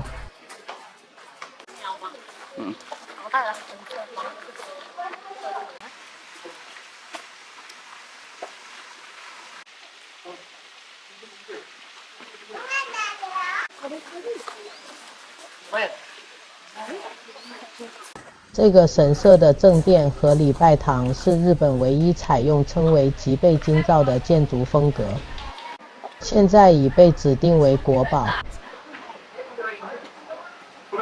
这个从本殿延伸出来，长达360公尺的走廊也是值得一看的历史建筑。沿着上下起伏的斜坡搭建而成的廊道，走在其中空间感十足。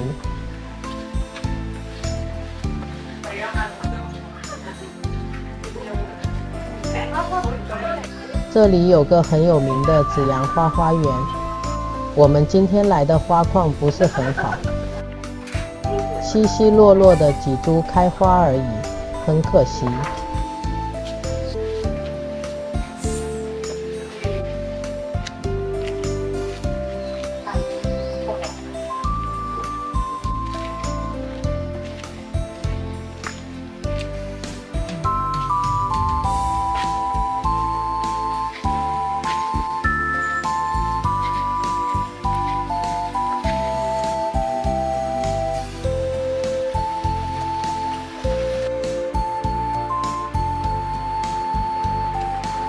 另一个吉贝经验神社离这里约2公里，可以回车站搭车到贝前一宫站，也可以像我们一样走路散步过去。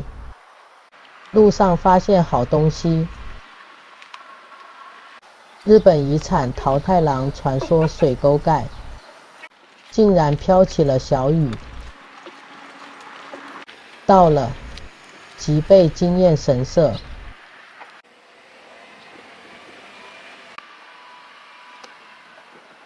这里是将吉贝经验命的遗居改建而成的神社，所以算是桃太郎的故乡啦。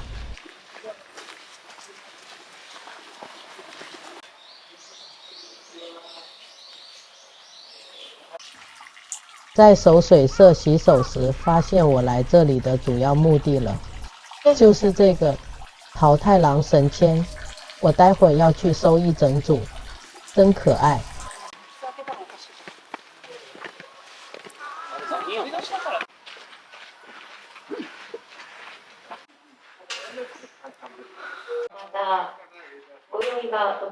这个一品一宫据说是代表这里是社格最高的神社哟，马上就发现了。民间故事桃太郎神签每个香油钱500日元。桃太郎、雉鸡、猴子、狗狗、爷爷、奶奶跟鬼共7款，再来选一个白白嫩嫩的白桃神签。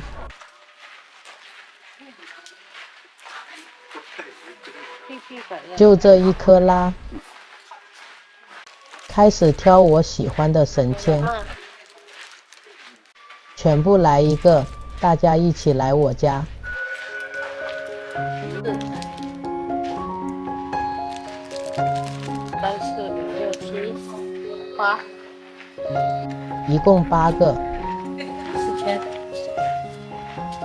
自己投香油钱，自己选神签。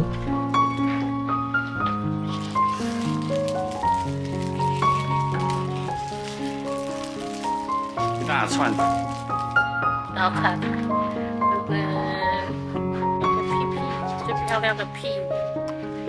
先开屁桃，看看我的签运如何。看看是什么？第55是什么？哎，一样哎！我抽了2张都中级耶，一模一样哎，一模一样哎。真幸运！今天最重要的是达成了。我们看一下这个神社吧。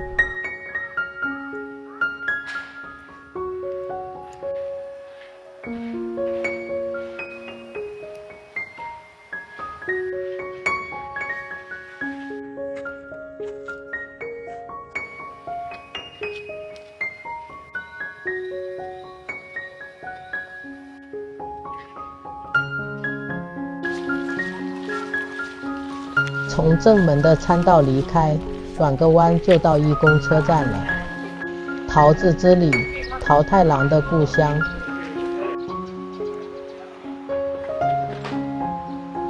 今天跑了好多地方，超级充实。冈山是个很好玩的地方，大家趁游客还没有很多的时候，赶快安排来旅游一次哟。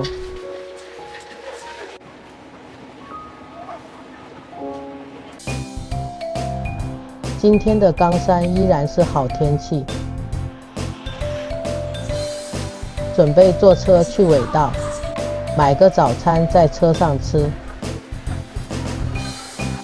昨天看到这家三明治好像很厉害，种类非常多，买盒装的三明治口味比较多样，买个咸的跟饭后甜点。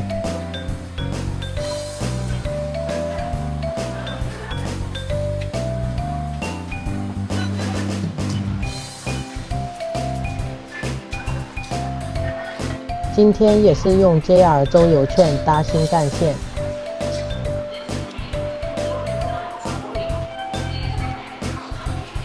往广岛与博多方向。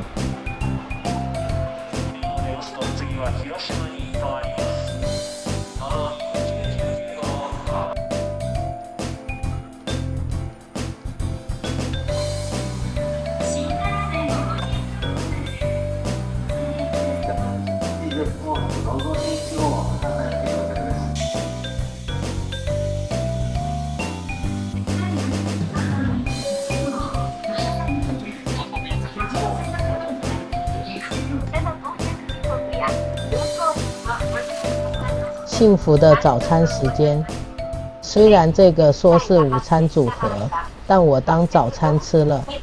这盒里面有肉排、可乐饼、火腿蛋沙拉、肉燥番茄4种口味。肉排与火腿蛋沙拉就是基本款，没意外的好吃。可乐饼三明治在日本也算基本款式，还不错。肉燥番茄虽然比较特别，但没有特别好吃。满满鲜奶油的日式水果三明治，来日本还没吃过不好吃的水果三明治。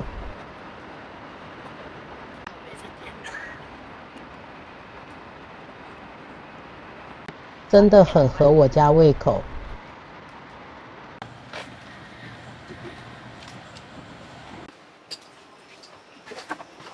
新干线只要搭一站，到福山站下车。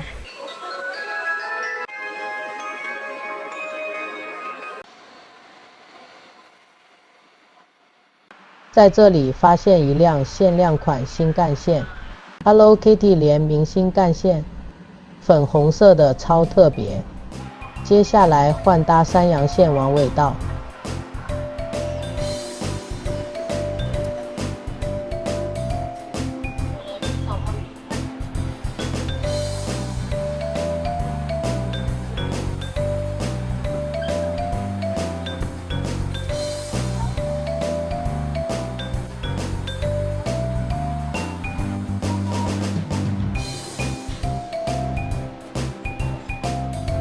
不远，看到海就快到了。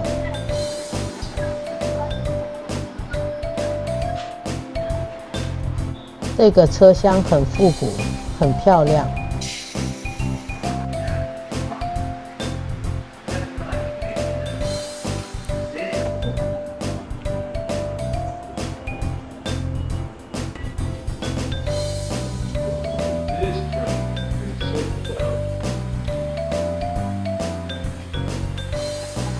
尾道车站很直朴，很有小镇的感觉。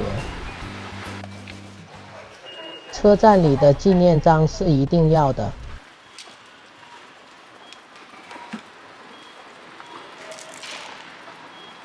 山阳本线尾道站千光寺缆车与港厅风光。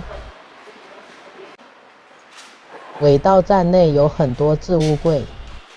比较特别的是，这边的置物柜可以将行李送到饭店，相关费用与使用方法在这边。另外，单纯置物也可以，不过长时间放置的费用不低。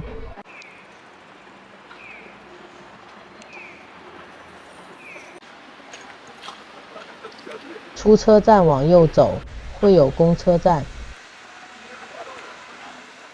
第一月台往东到千光寺山缆车，长江口站下车。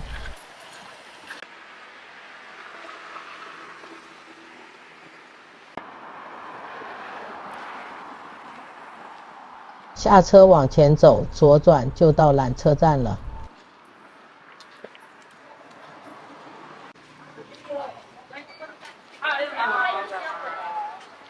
单程500日元，来回票700日元。只有一台贩卖机，后面又有人排队，手忙脚乱地买完票了。买了单程票，预计走路下山。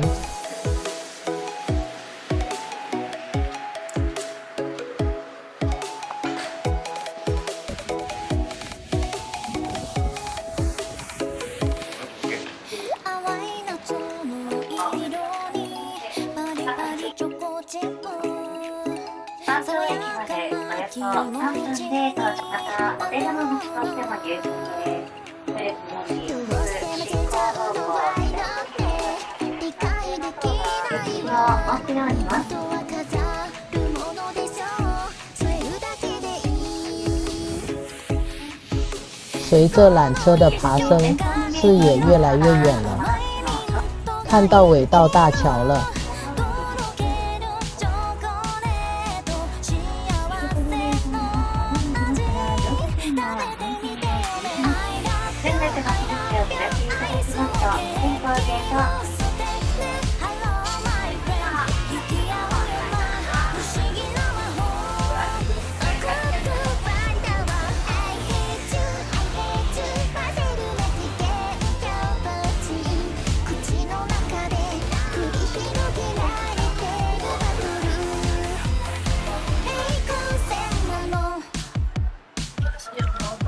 山顶这边有纪念章，不要错过了。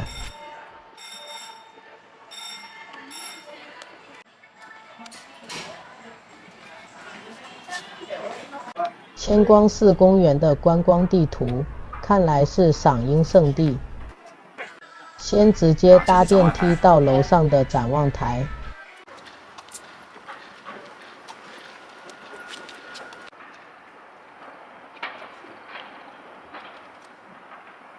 景观超棒，看得超远。这里也属于濑户内海，尾道市的辖区也包含这里面的向岛、樱岛、牲口岛、高根岛、岩之岛、细岛、白岛，就是眼前的这一座座小岛。真的是个很特别的港町。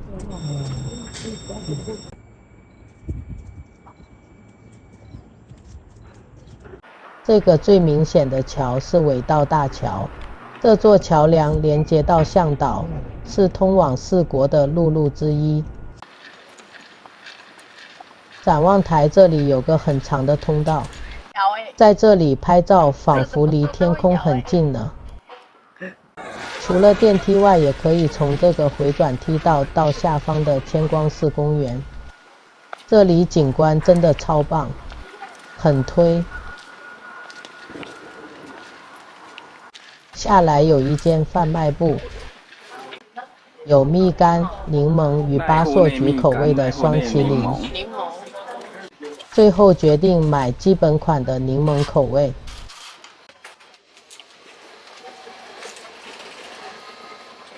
找个地方坐着吃。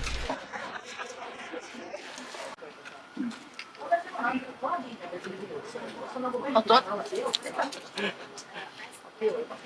一口好酸啊！但很好吃。是属于偏冰沙口感的双麒麟。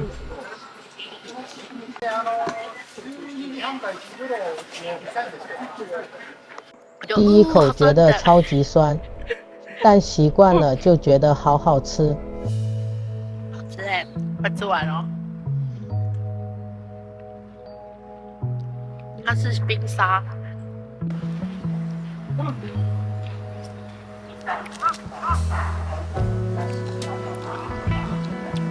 走，我们往千光寺方向前进。发现路上的这个凉亭坐着吹风好舒服。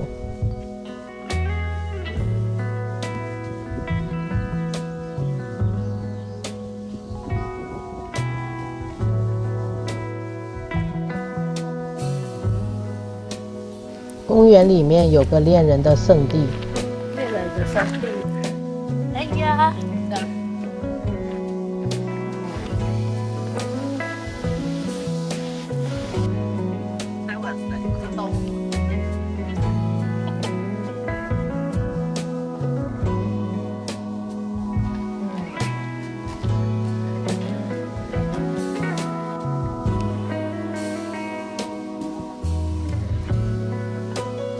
顺着下山的路往千光寺。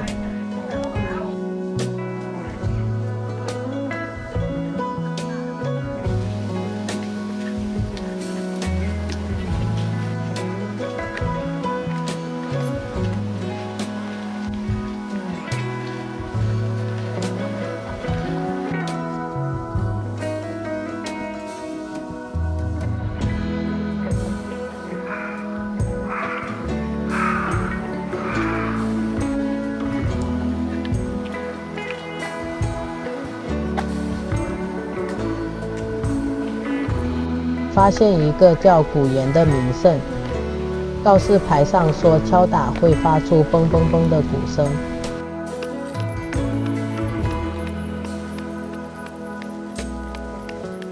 好吧，我敲不出鼓声，但在古岩上拍照很不错。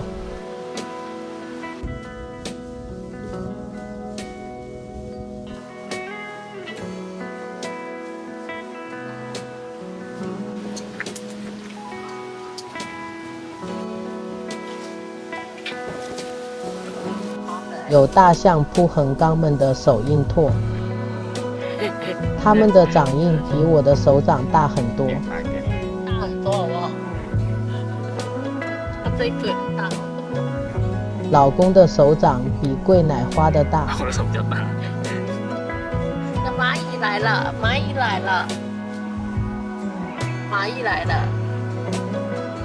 到观音坂了，日本的坂是指坡道的意思。开车。所以这里是观音坡，好美的一个地方。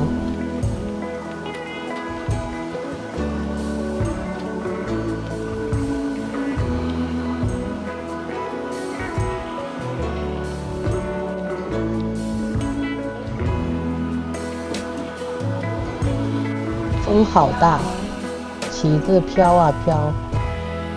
这个坡道正好拍下尾道最标志性的景观。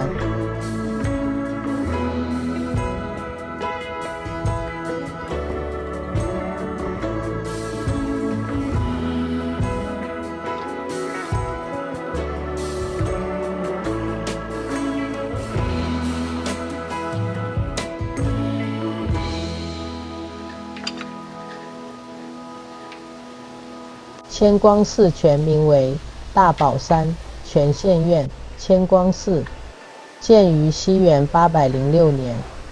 1894年，千光寺的住持多田石原为吸引参拜者上山来，将寺院自身所有的土地规划为公园，并命名为共乐园。最后1903年，千光寺将共乐园捐赠给尾道市政府，也就是现在的千光寺公园。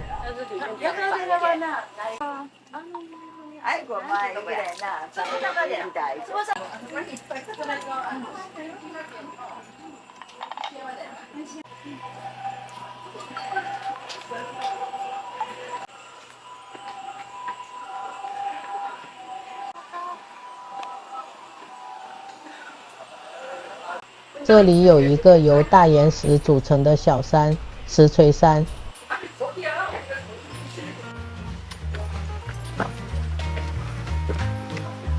有个爬石锤山所练的登山修行，说明标示牌上说有绝景可以瞭望。老公二话不说就冲了。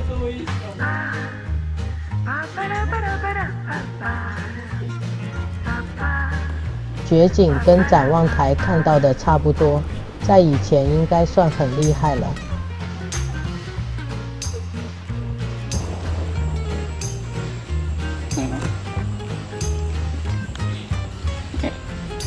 这边还可以看到缆车来来回回，很疗愈。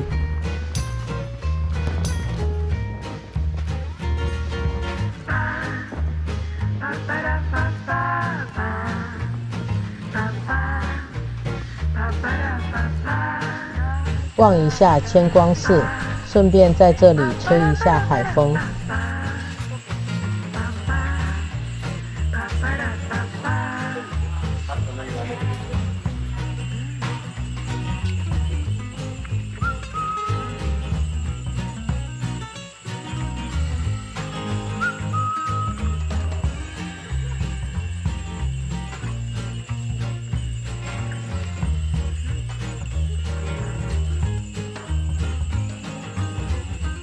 千光寺大师堂这里有好多纪念品贩售。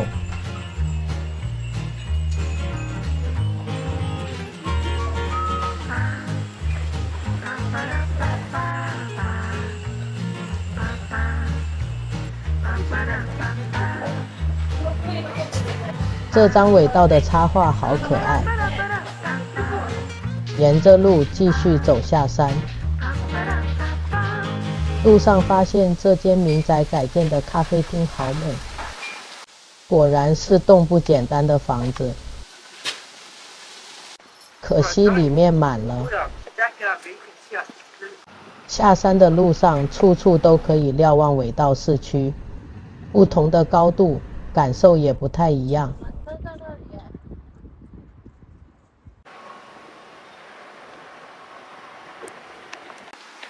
接下来会经过这里另一个有名的小区，听说这边有很多猫咪出没，也有很多关于猫咪的景物。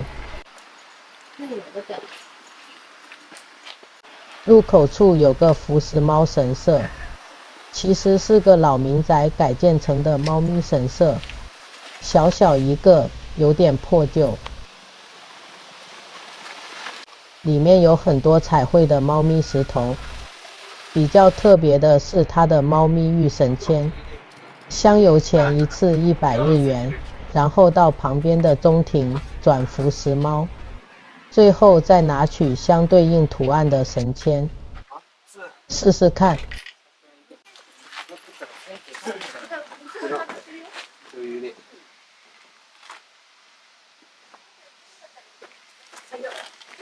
红色的猫脚印。拿取红色的猫脚印御神签，这个吗？一直抽到吉，还以为日本神社的神签都只有吉，直到刚刚旁边的学生活生生抽了一个凶字出来，原来还是有凶的呀。走，踏着好心情，好好的逛一下猫咪细道吧。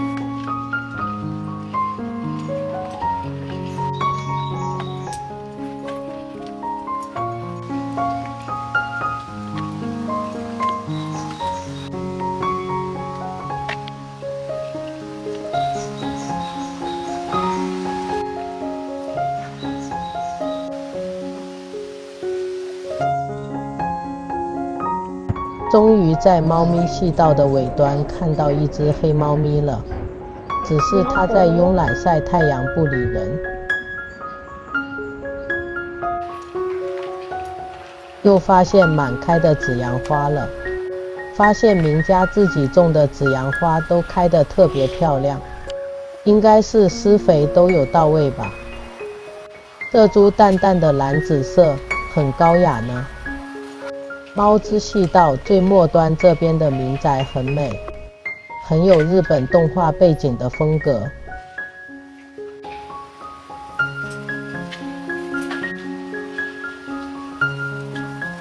突然听到喵喵声，发现刚刚的猫咪专程跑来找我们。可爱。来，嘟嘟。你好呀，小黑。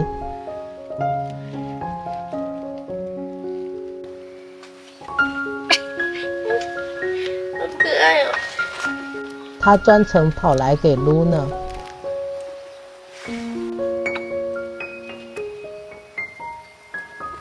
它呼呼呼呼。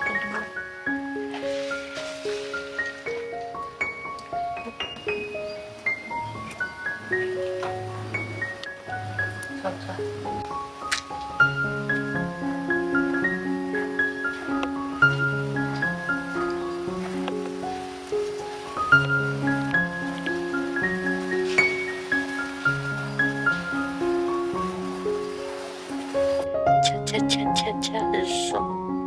很爽哟。爽，很爽，你看它的爽爽。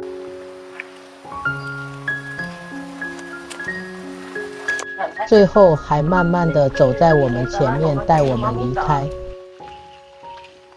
虽然不知道你的真正名字，但小黑再见喽。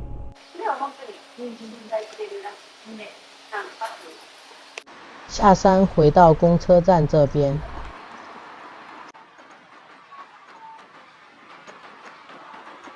对面有家伴手礼店，来去看看。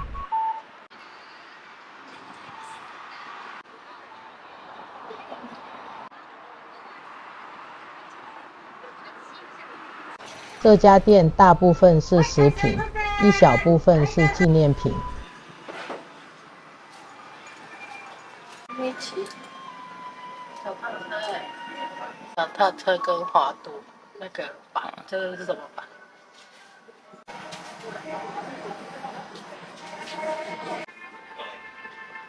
这个很可爱，这个是它这里的炸死吗？肚子饿了，来去吃饭。尾道这边很多餐厅中午都只营业到2点。我们找了一家尾道拉面店，还有营业。坐了公车回到车站前，中午没有休息的尾道拉面摊呢。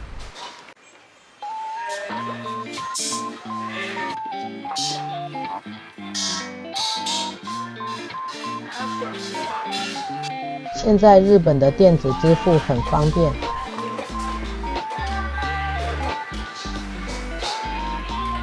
听说尾道拉面跟一般日本拉面味道不一样，特别来尝尝，感受一下哪边不同。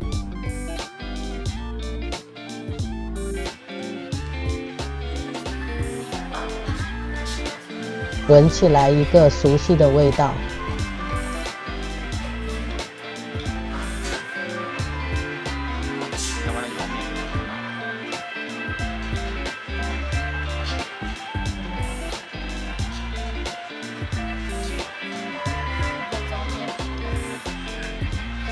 发现汤头很像台南的担仔面，之后查了一下网路，才知道发明人是台湾人。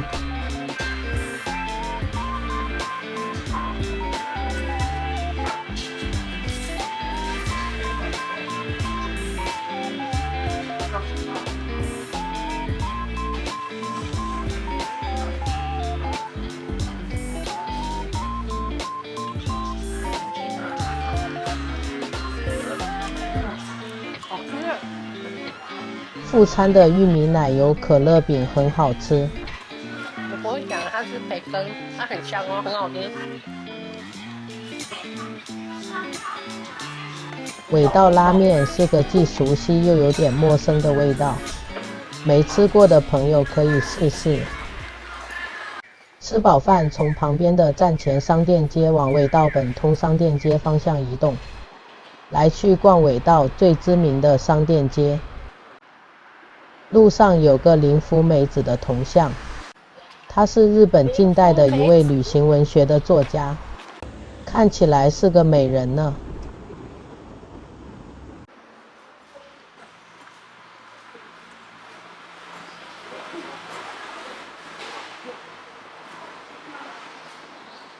这里有林芙美子的纪念馆，今天没有开放，所以就门口浏览一下吧。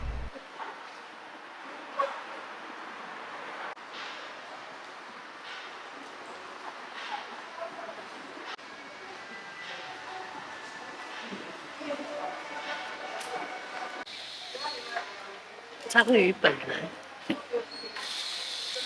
晒干的小章鱼，鲷鱼耶，他吃本人。想要这个，看起来很好吃哎。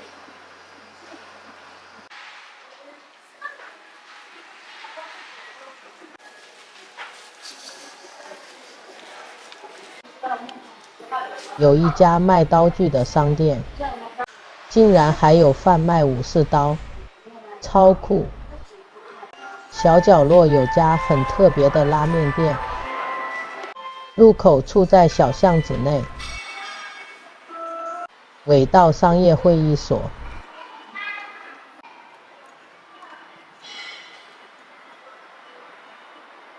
这里面也有纪念章可以盖哟。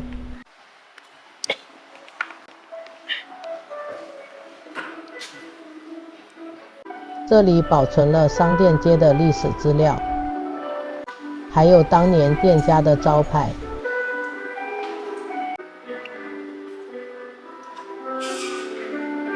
这是最新的尾道范总理，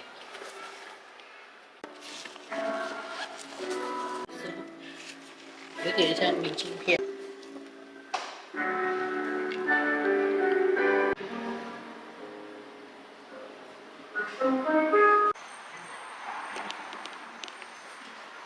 往前一点，玉旅所这边也有纪念章可以盖。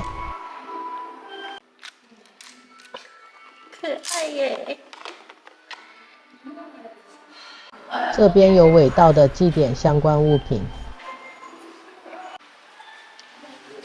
好喜欢这一只，而且它的斑头为什么舌头是这样？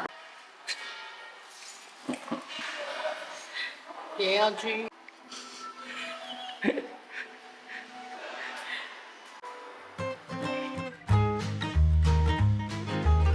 这条商店街店家也很多，整个街区的感觉非常质朴复古，而且平日游客很少，慢慢走慢慢逛很舒服。是 Q 太郎，总觉得这条商店街的时光凝结在30年前呢。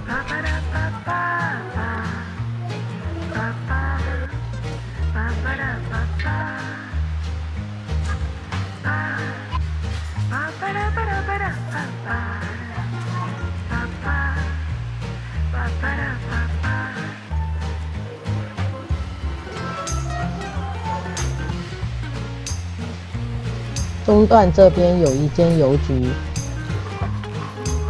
这家邮局有好几个纪念章可以盖，盖好盖满，而且每个章都很漂亮哦。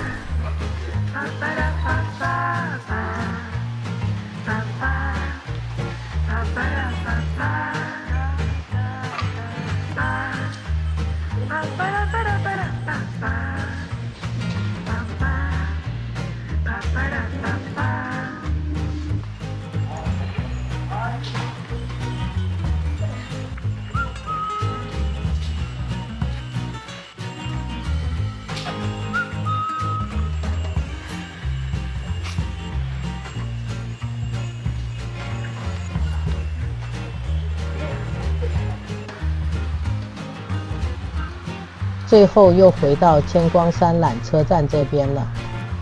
其实可以搭完缆车，然后从商店街尾端慢慢散步回车站。因为我们没有做功课，所以又得坐公车回尾道车站了。很笨，旅行嘛，总有些意外的插曲。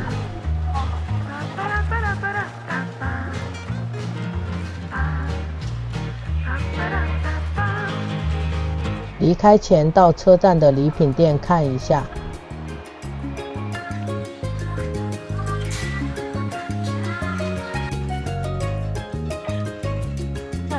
这个很特别，整只章鱼本人鲜贝。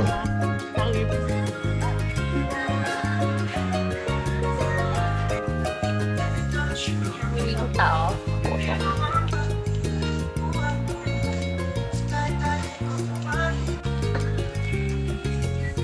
这个柠檬蛋糕看似不错，买一些回台湾大家分着吃。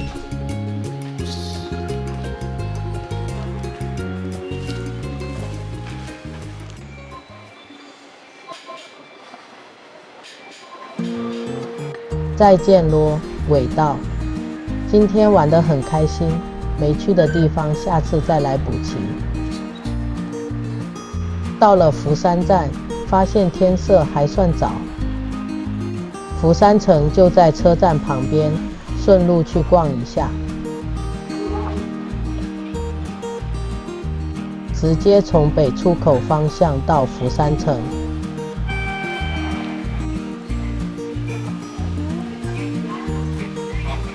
有好几个入口可以到城内。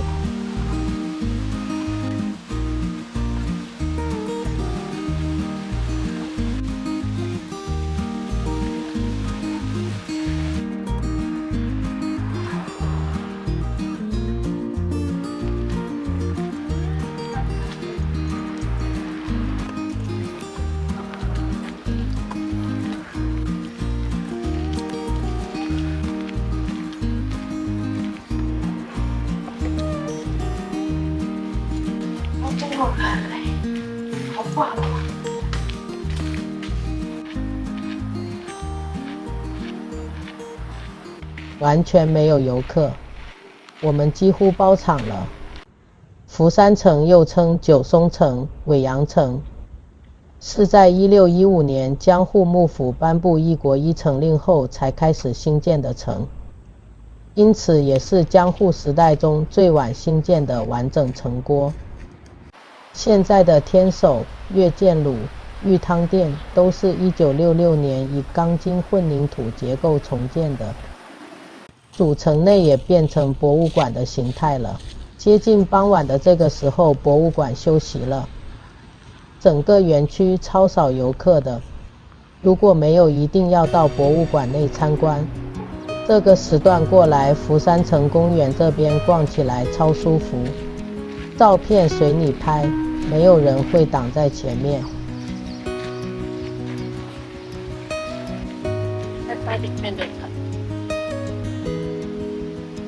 主城有一面是黑色的，很特别。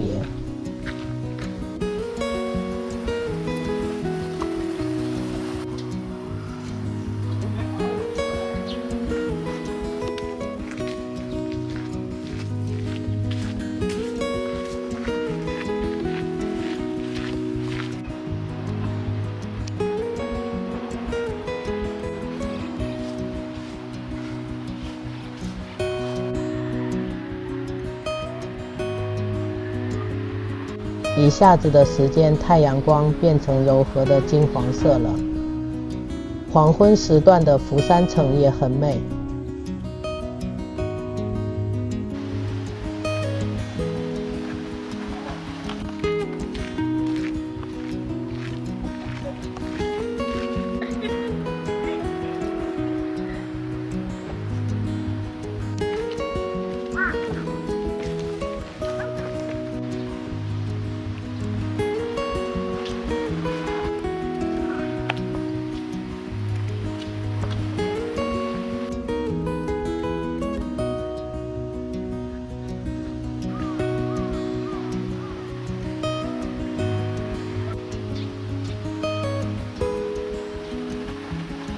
车站前的小公园有一区可以坐着一边欣赏福山城一边吃东西聊天。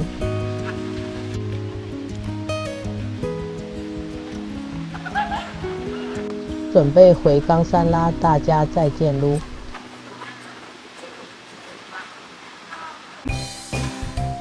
依然好天气的冈山，到饭店楼下的商场买早餐。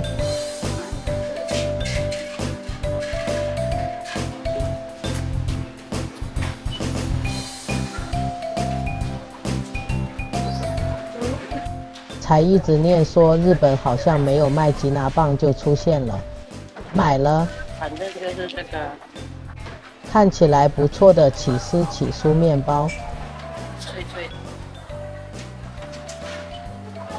再来一个火腿潜艇堡，蛋跟牛肉。看到写着新品的北海道玉米面包，之前去北海道吃过北海道产的玉米，很不错。好热哦，要不要吃这？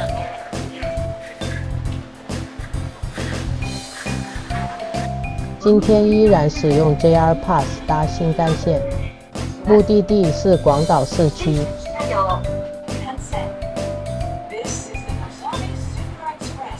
新干线早餐时间，冈山到广岛新干线约40分钟，赶紧利用时间吃早餐。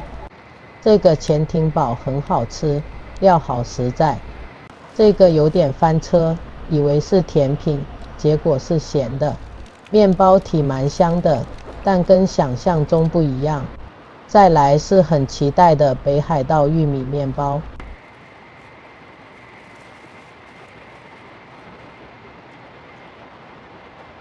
那边的玉米不好吃，皮很厚，跟我们之前去北海道吃的不一样。这个真是翻了个大车，很不推。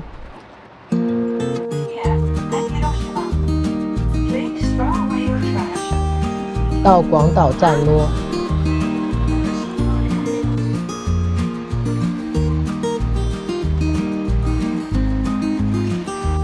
换乘普通电车。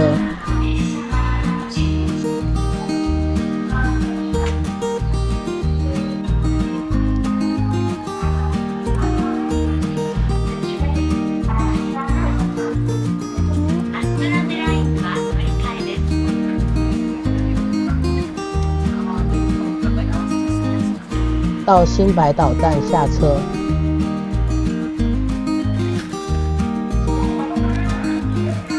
出站走路到广岛城，散步一下就会到。路上发现民宅种植的紫阳花开得超漂亮，真的很赏心悦目。不知不觉就到达广岛城外围的护城河了，可以看到广岛城了。在这个角度拍照很漂亮。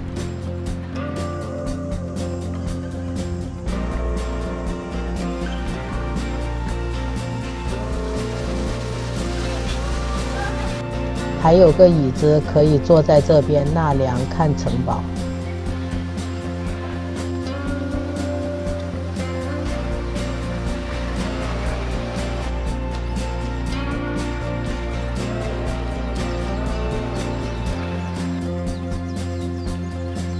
其实真正的广岛城在原子弹爆炸时已经完全毁坏了，所以这边是广岛城遗迹。现在看到的广岛城是2战结束后重建的。现在整个都空掉。看一下原本广岛城的遗址样貌。原址现在只有一些基石作为示意。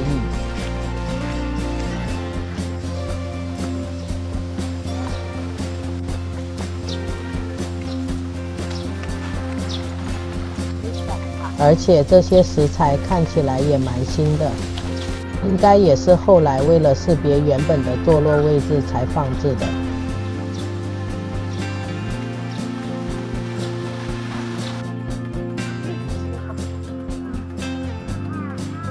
不太懂。有个广岛城原始的样貌配置图。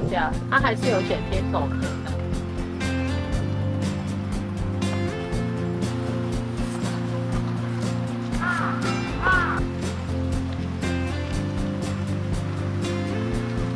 现在这个应该要称为新广岛城了吧？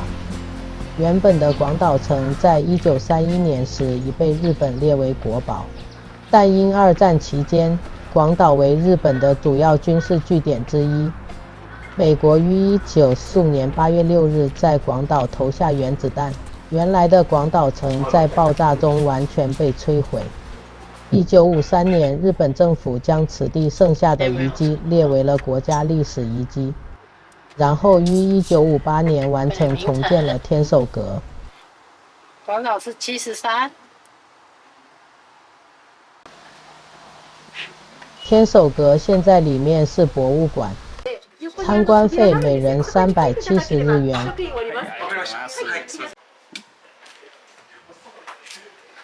走，进去看看。1楼首先是关于广岛城与广岛县的历史与地理介绍，也有当年被毁坏的建筑残骸。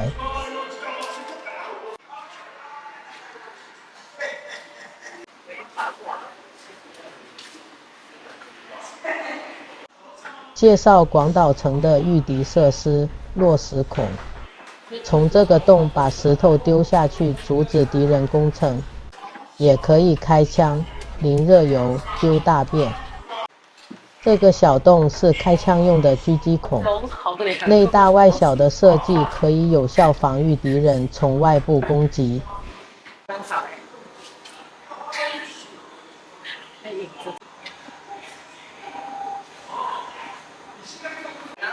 广岛城的新吉祥物城喵，有仿真武士头盔可以体验与拍照。超级重的窝，看不到前面啦，看不到。一旁是纪念品贩卖部，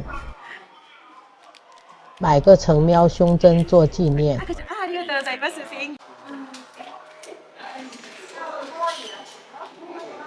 广岛城一游证明。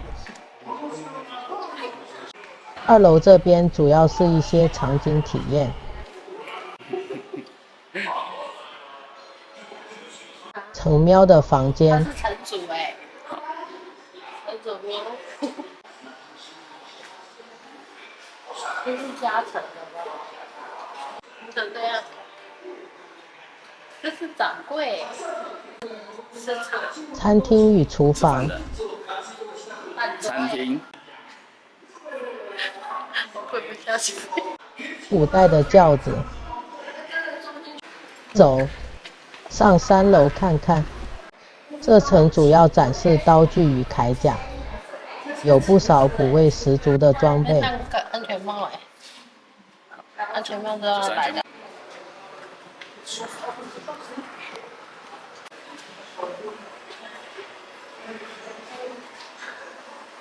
另外有关于武士刀的制作介绍，从原料到成品，一步一步的介绍。各种磨刀石。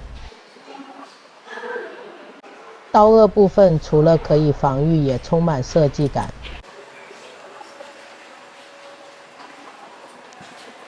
继续往上。这层收录许多近代的照片与其介绍。那个僧侣是坐人力车。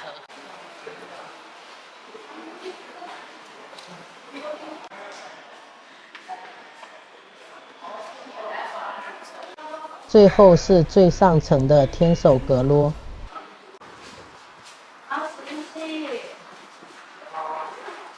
因为这个天守阁的栏杆很矮，为了安全做了铁架围起来了。广岛城不高，看得不是很远。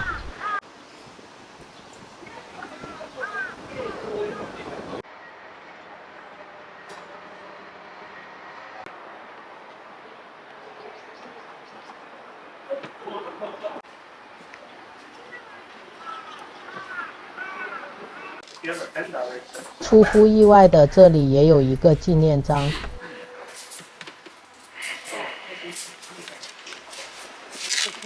是个很细致的图案哟。离开广岛城啦，往下个地点前进。在广岛城基这边有一间护国神社，这个神社始于明治元年，原本也不是在这边。后来因为核爆损毁了，1956年在广岛城这边重建，现在是日本中国地区最著名的神社之一。因为这里供奉2战与核爆丧生的人们，整个神社的氛围比较肃穆庄严。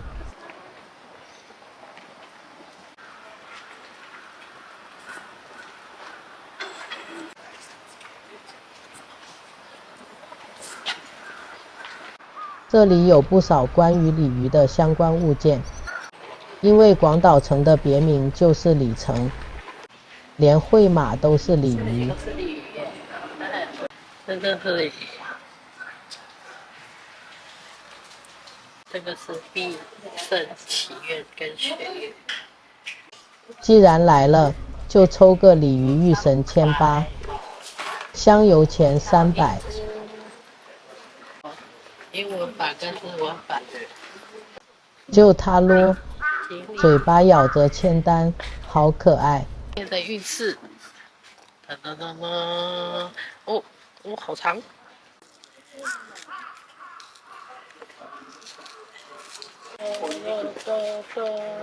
莫吉，莫吉也是吉啦，还不错，可爱，很喜欢。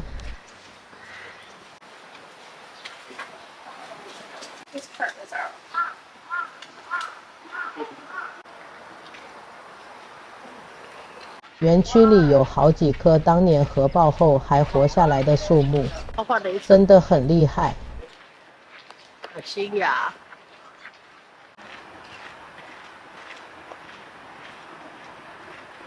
在出口这边表玉门旁有个平鲁，里面可以参观，不用钱。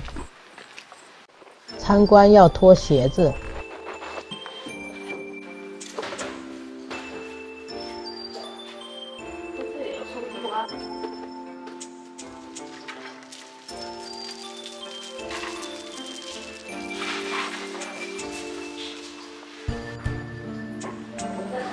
上面。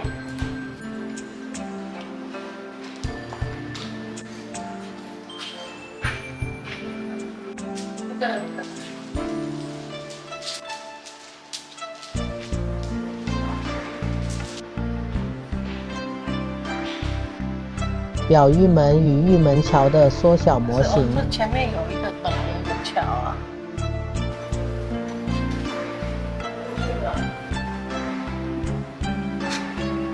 我很想买，可是那个。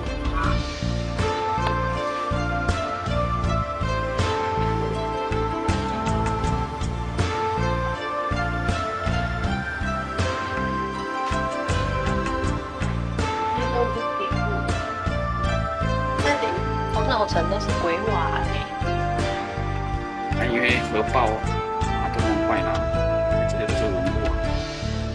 这个都剩下屋啊。走到底会到太古路这边。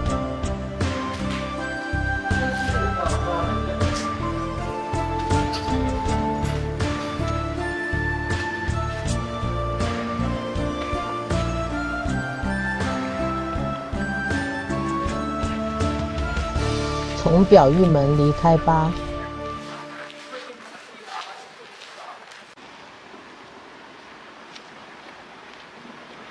围墙这边可以看到很多狙击孔，有正方形跟三角形两种形状呢。虽然现在的广岛城是重新修复的，但复原的完成度真的让人不得不佩服。日本人在古迹与文化保存上的用心真的很厉害。离开广岛城，我们走路前往广岛和平纪念公园。走路过去大约10几分钟。这里是当年核爆的中心点，刚好遇到施工无法接近纪念碑。看到这个标志性的建筑物就到了。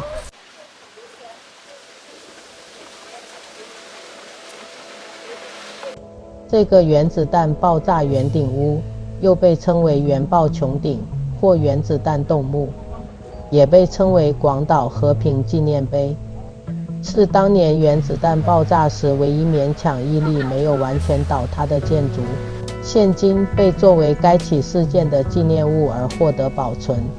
1996年联合国教科文组织将此列为世界遗产，目前属于广岛和平纪念公园的一部分。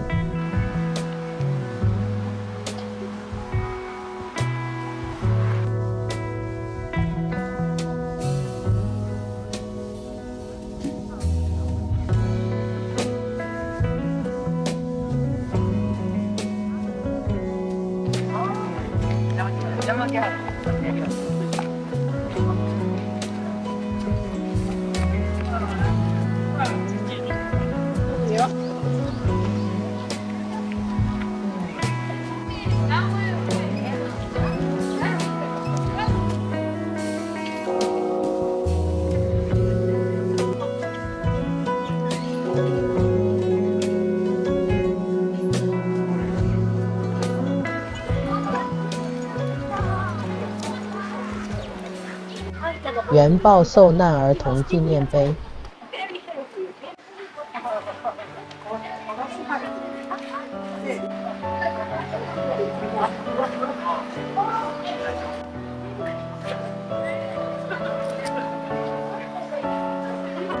纪念碑后方有一区放满了祈福纸鹤，是由各个学校的学生亲手折的纸鹤，祈求受难者能够安息与未来和平。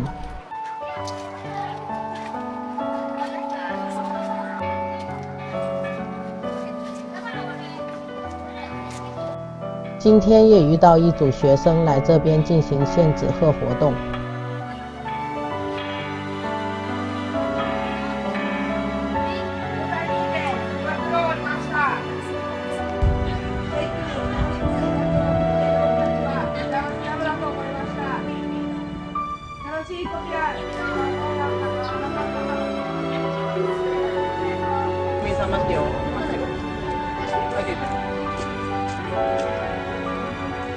待ってよ、もうちょっと近づいたらすぐ。はい、どうぞ。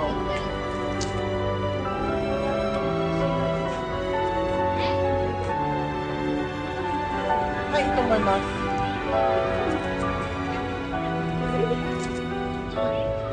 以上。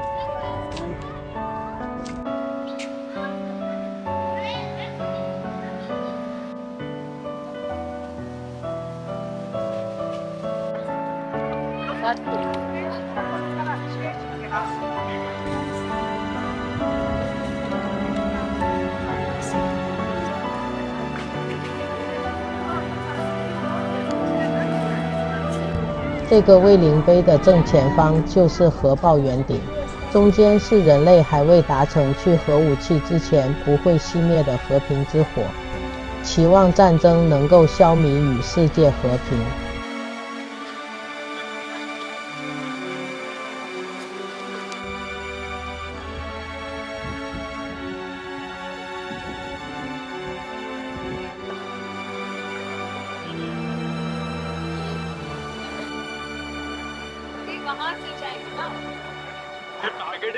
准备来去吃饭，搭路面电车回到广岛车站前。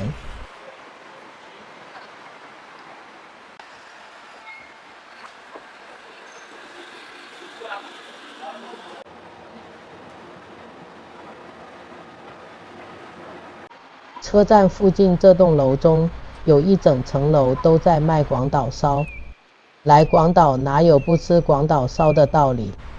到6楼全年无休营业中，这里满满卖广岛烧的餐厅。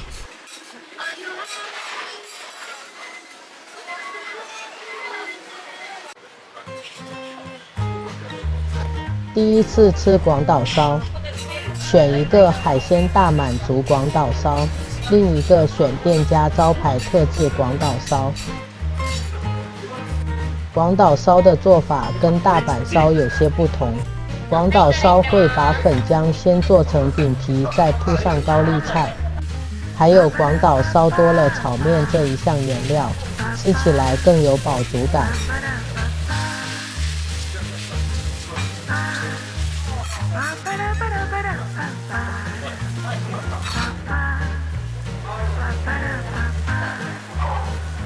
看了菜单的介绍，对店家的特别口味很有兴趣，放了酥炸鱿鱼与大叶紫苏，刚好我都喜欢的材料。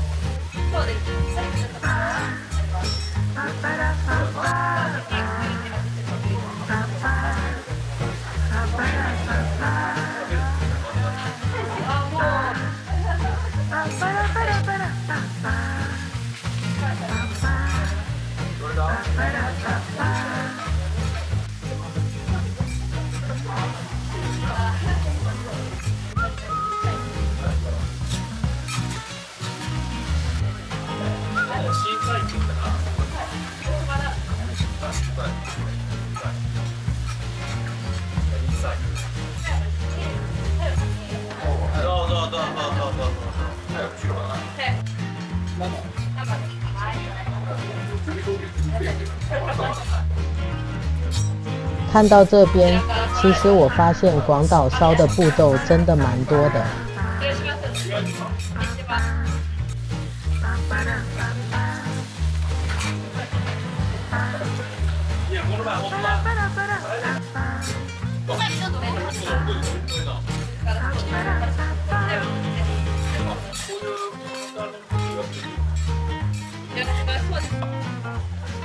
抹上灵魂酱汁，就差不多快完成了。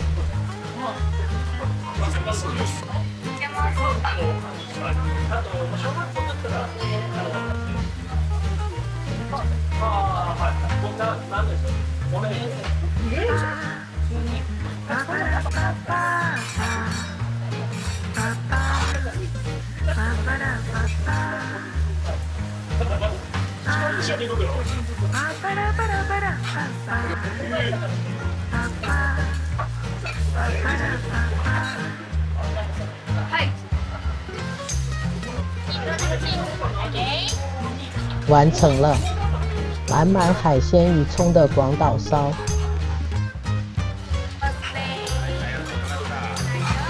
另一个是特别口味加一颗太阳蛋的特制广岛烧。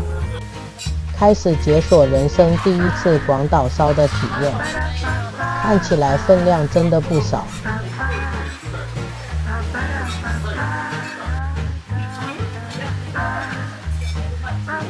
可以再自己加酱汁与美乃滋。吃过大阪烧的话，大致能想象这个的味道。其实差不多，但这个有炒面饱足感更好。不愧是牡蛎的产地，牡蛎也给的超大颗。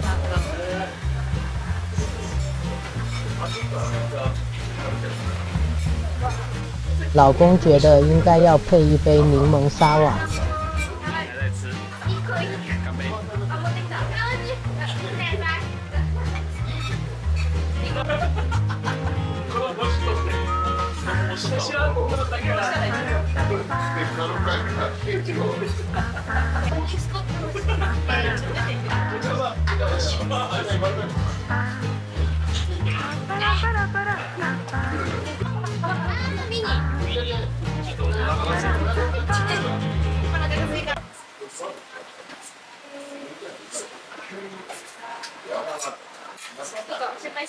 真的吃得很满足。感谢招待，很好吃。大致逛了一下长得差不多的车站商店街后，搭新干线回冈山咯。相比京都大阪地区，冈山广岛这边的游客比较少，旅游的感觉相对比较悠闲与自在哟。交通也方便，很适合自助行。今天悠哉悠哉的闲晃了一天，坐上回程的列车也黄昏了呢。这次旅游买了冈山进大阪出的虎航特价机票，今天要往大阪移动了。前天吃了这家的三明治，发现真的很好吃，今天再买一次当早餐。本来没有安排到姬路玩的，因为听说未来姬路城的参观费用要涨4倍，刚好我们移动用的 JR Pass 也能坐新干线到达，所以就来去好好的玩一趟啦。山阳新干线如果带大行李，记得要预约包含行李放置区的座位哦，不然有可能没有地方放，还会被加收费用。到达姬路站，这台 JR 500型新干线是我们认为最帅气的列车，没有靠站的新干线，超快超震撼。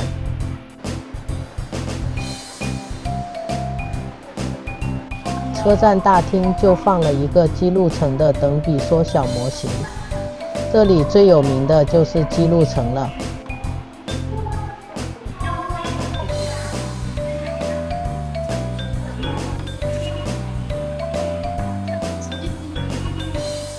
站里也有展示一些当地的文化活动。这个是兵库县每年10月14日与15日举办的贪之轩华祭用神鱼。这个祭典又称为打架祭，参加者会用神鱼互相冲撞。举办地点在白滨之宫站的松原八幡神社。这个神鱼真的超级华丽。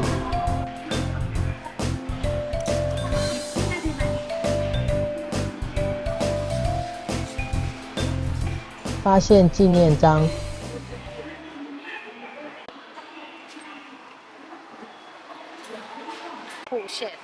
在姬路站获得姬路城纪念章。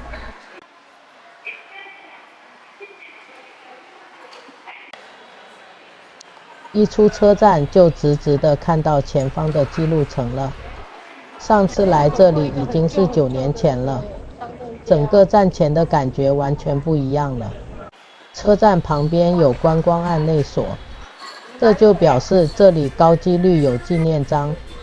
发现这里竟然一次有4个章，真的让我盖得心花怒放。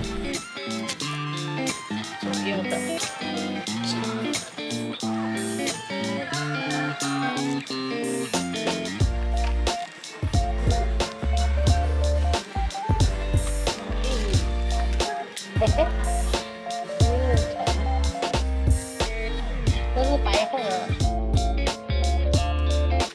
馒头。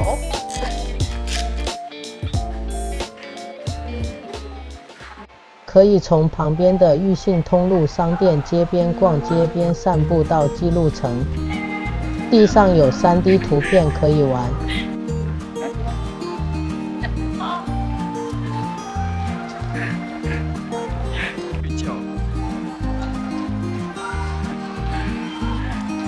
同一条路再往前走一点会变成本町商店街。这一区非常复古，不论是街区还是商店，都有个昭和风格。到大手前公园这边就离入口很近了。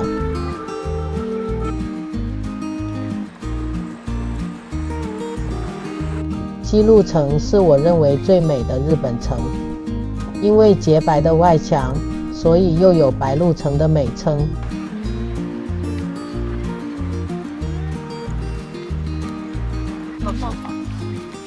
这个护城河上的桥是鹰门桥，过鹰门桥后，这个是大守门。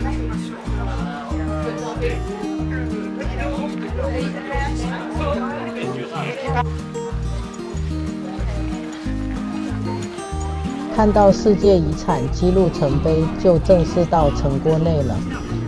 在姬路城三之丸广场这边也可以好好的拍照。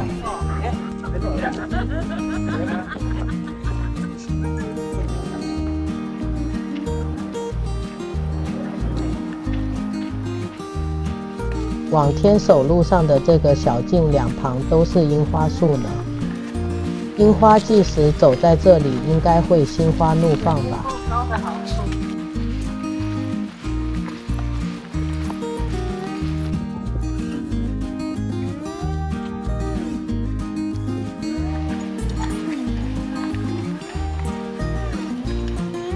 这时间虽然没有樱花可以看，但也有满大的紫阳花。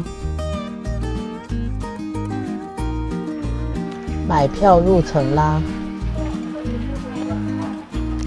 每人1000日元，听说未来要针对外国人涨到4000日元，真的是吓死人的消息了。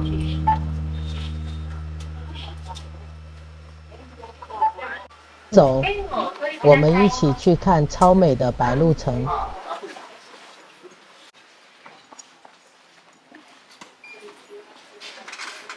现在多了置物柜可以使用，大中小3种尺寸，最贵的300日元。把背包寄在这边好了，待会逛街没负担。空间不算小，我们2个背包可以塞在一起，还不算太满。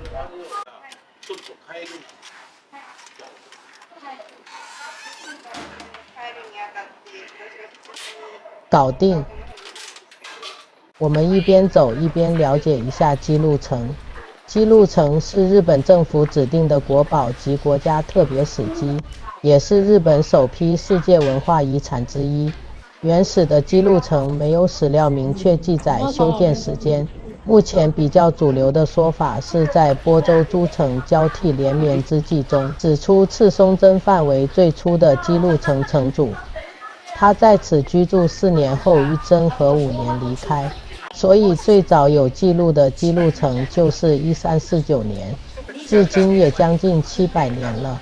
这些年间，经过历代的重组增修，最后成为现今大致上的样貌。二战时发生多起损毁与失火，但组成奇迹似的没有重大损伤。1928年指定为历史遗迹，1931年天守阁被指定为国宝，1993年被联合国教科文组织列为世界文化遗产。然后在2009年，日本政府开始对姬路城实行古法重整维修工作，全部的维护工作在2015年完成并对外开放参观。这个二之门是姬路城防御力最强的城门之一，整个城门用铁板覆盖，强度高外还防火。天花板刻意做得很低，不过对我没有影响。姬路城是现今日本保留度最为完整的城堡，与其他城堡不同的是天守的内部保留原始的样貌，其他很多都改成博物馆的形式了。叫我注意头顶，但我是小矮子，不用注意啊。因为它出现了。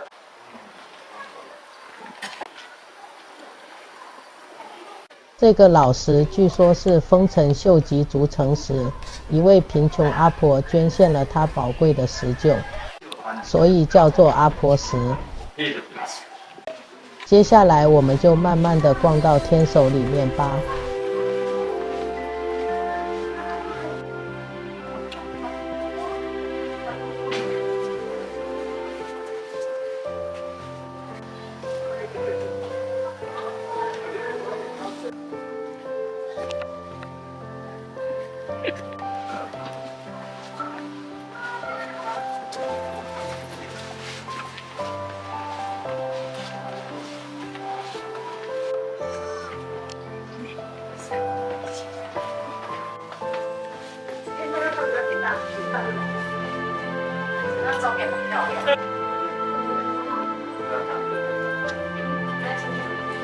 进入水舞门后就是室内区咯，从这里开始禁止穿鞋，会提供塑胶袋让大家把鞋子套上。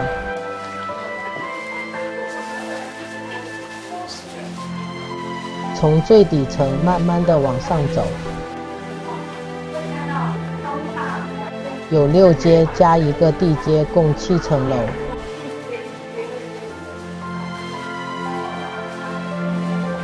角落边有个暗暗的小房间，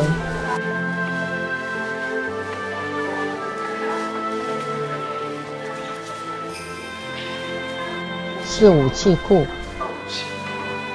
到过许多日本的城堡，最喜欢的还是姬路城，因为这个天守内部还是保留原始的样貌，整个结构与建筑细节都能近距离观赏与接触。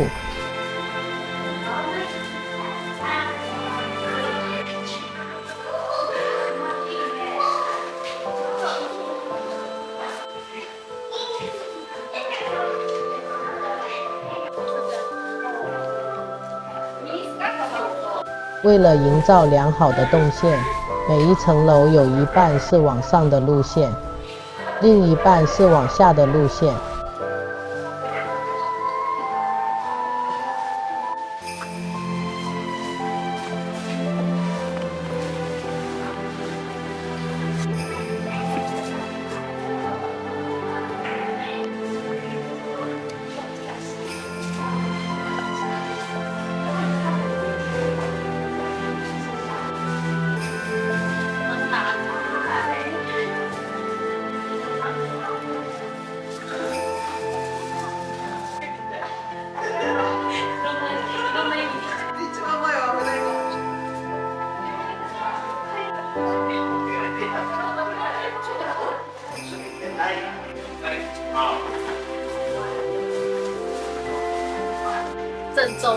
在这个小角落的窗户外，可以直直地看到大手前通，就是出 JR 车站时那条可以直直看到姬路城的大马路。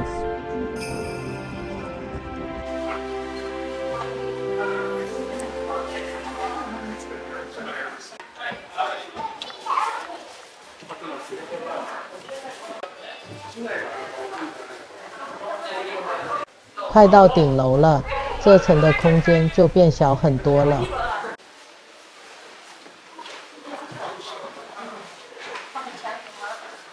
路上都会看到这个，应该是放武器的架子吧。可以看到大天守旁边的广场，这边是拍整个姬路城大天守的好地方。其他角度可以看到姬路城的屋檐与虎眸。姬路城的虎眸也是灰白的银色，真的很有一体感。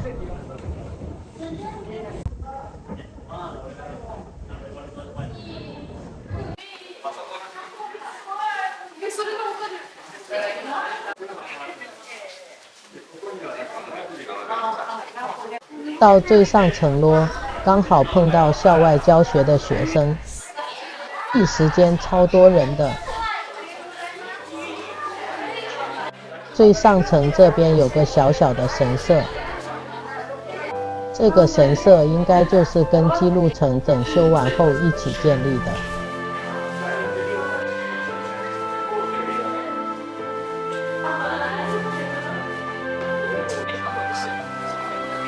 这里可以看得蛮远的了。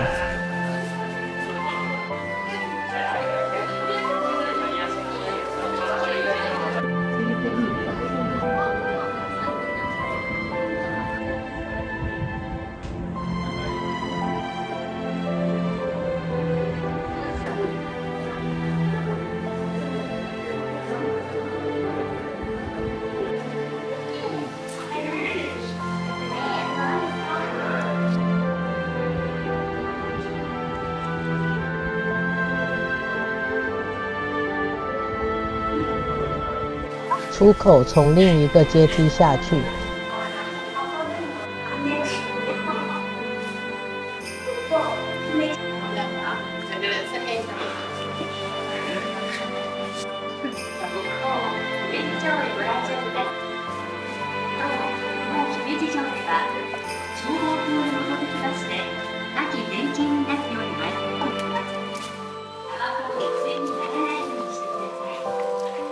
往出口的这边可以参观的地方比较少，为了方便离开，每个往下的阶梯都离得很近。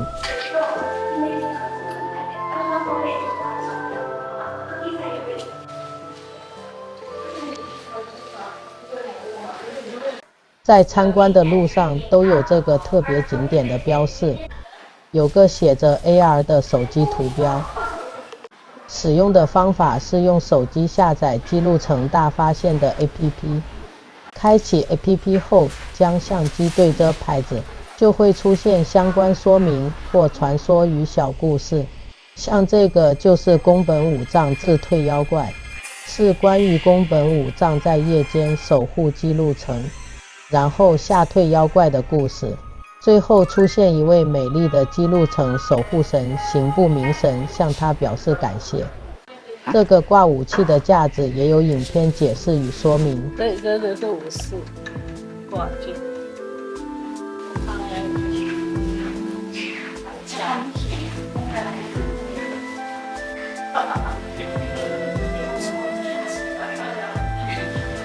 武者的暗房是个可以躲人的密室，武士会躲在这里面。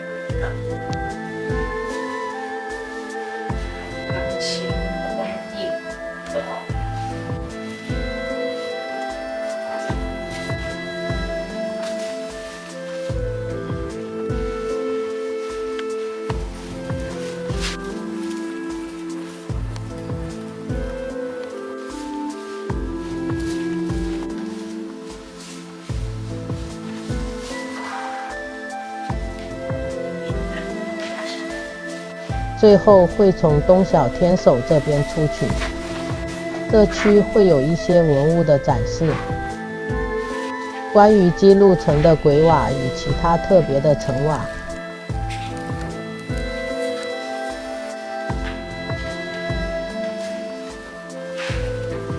还有个江户时代的姬路城模型，看起来真的很繁华呢。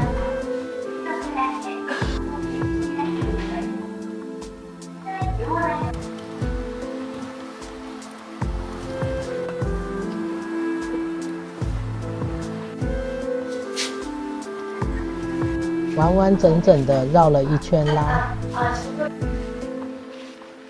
大天守旁边这个广场最适合与他一起合拍了。这边有姬路城的小故事，故事是说樱井元兵卫负责修建姬路城，工程也顺利完成，但事后却发现姬路城的角度好像不对，妻子也跟他说姬路城是歪的。原来姬路城盖歪了呀。后来日本重新整修姬路城时，发现其实是底下的基石歪了，所以姬路城盖歪不干木工的事，为元兵卫哭哭。大家有来姬路城玩可以比对看看。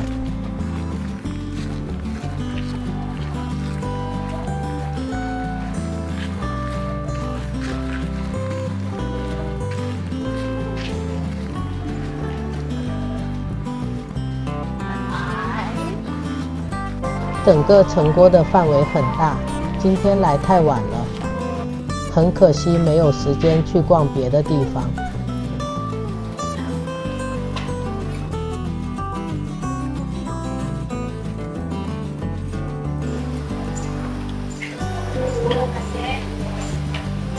离开前要记得拿寄放的包包。出口处有纪念品店，就是这个，9年前来的时候买了一包，超级好吃，想不到现在还有在卖，这次要买2包。当然还有其他的纪念品，光姬路城的缩小比例模型就好几种，也有姬路城点心。木质的印章，每个面都有不同图案，蛮漂亮的。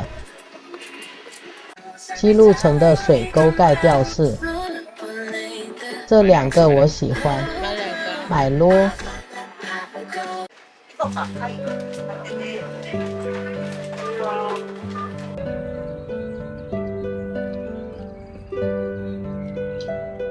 这座白白的日本城真的超级美，很推荐大家来这边一次。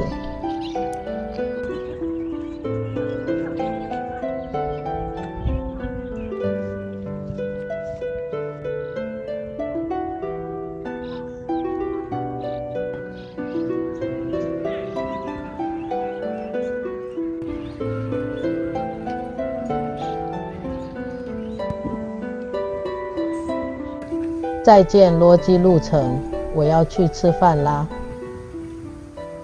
回到 JR 车站这边有一家幸福屋，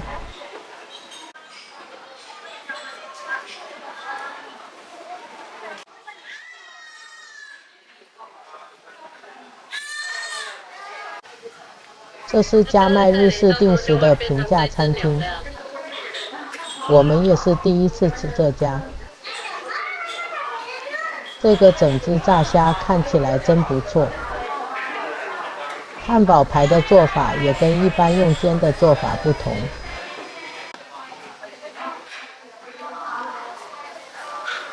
点了一份蔬菜和风汉堡排定时，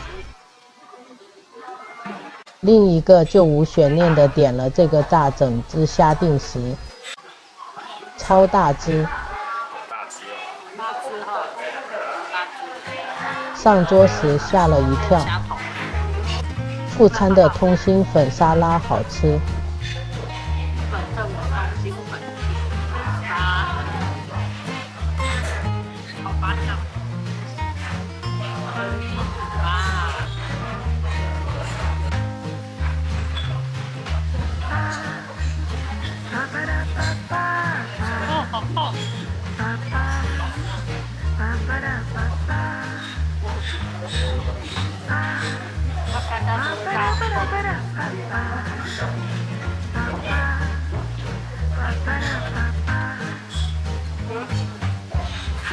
这个很好吃，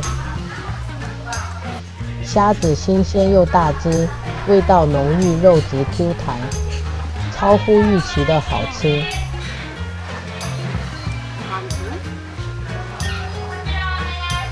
这个汉堡排煎熟后，再跟其他食材一起煮过。第一次吃这种做法。里面还有南瓜与炸马铃薯。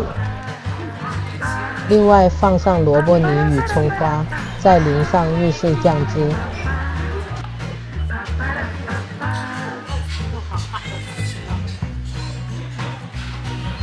尝试后发现蛮普通的，没有到很爱。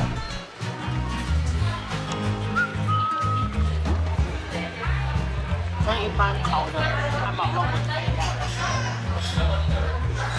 跟铁板的那个不太一样。倒是炸虾的小菜秋葵出乎意外的好吃，直接放到白饭上来一口。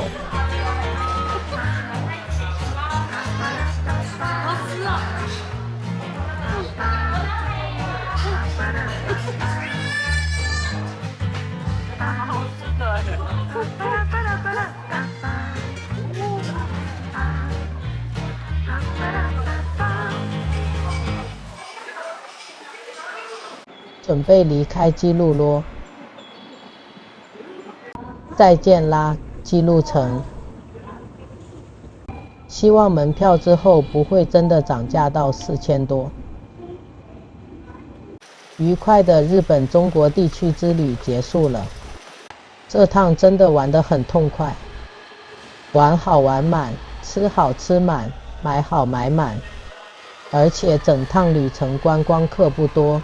旅游品质真的很好，让我有回到之前日本旅游的感觉呢。因为功课没有做很足，很多地方没有玩透，有点遗憾，下次再来。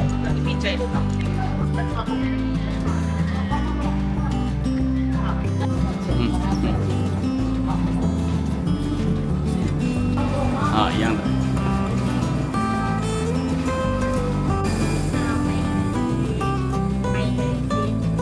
跟这个商品资讯内容。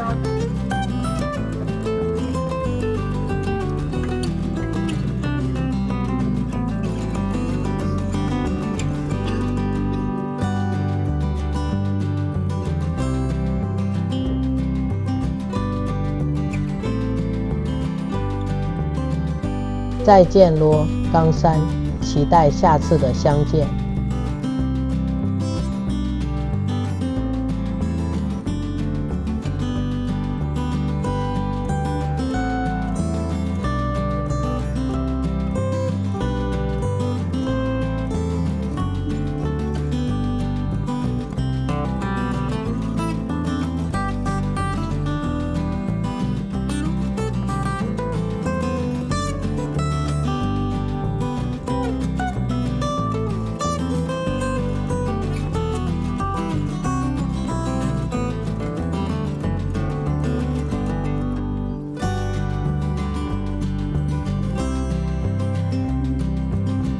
大家再见啦！接下来朋友约去新加坡玩，到时见。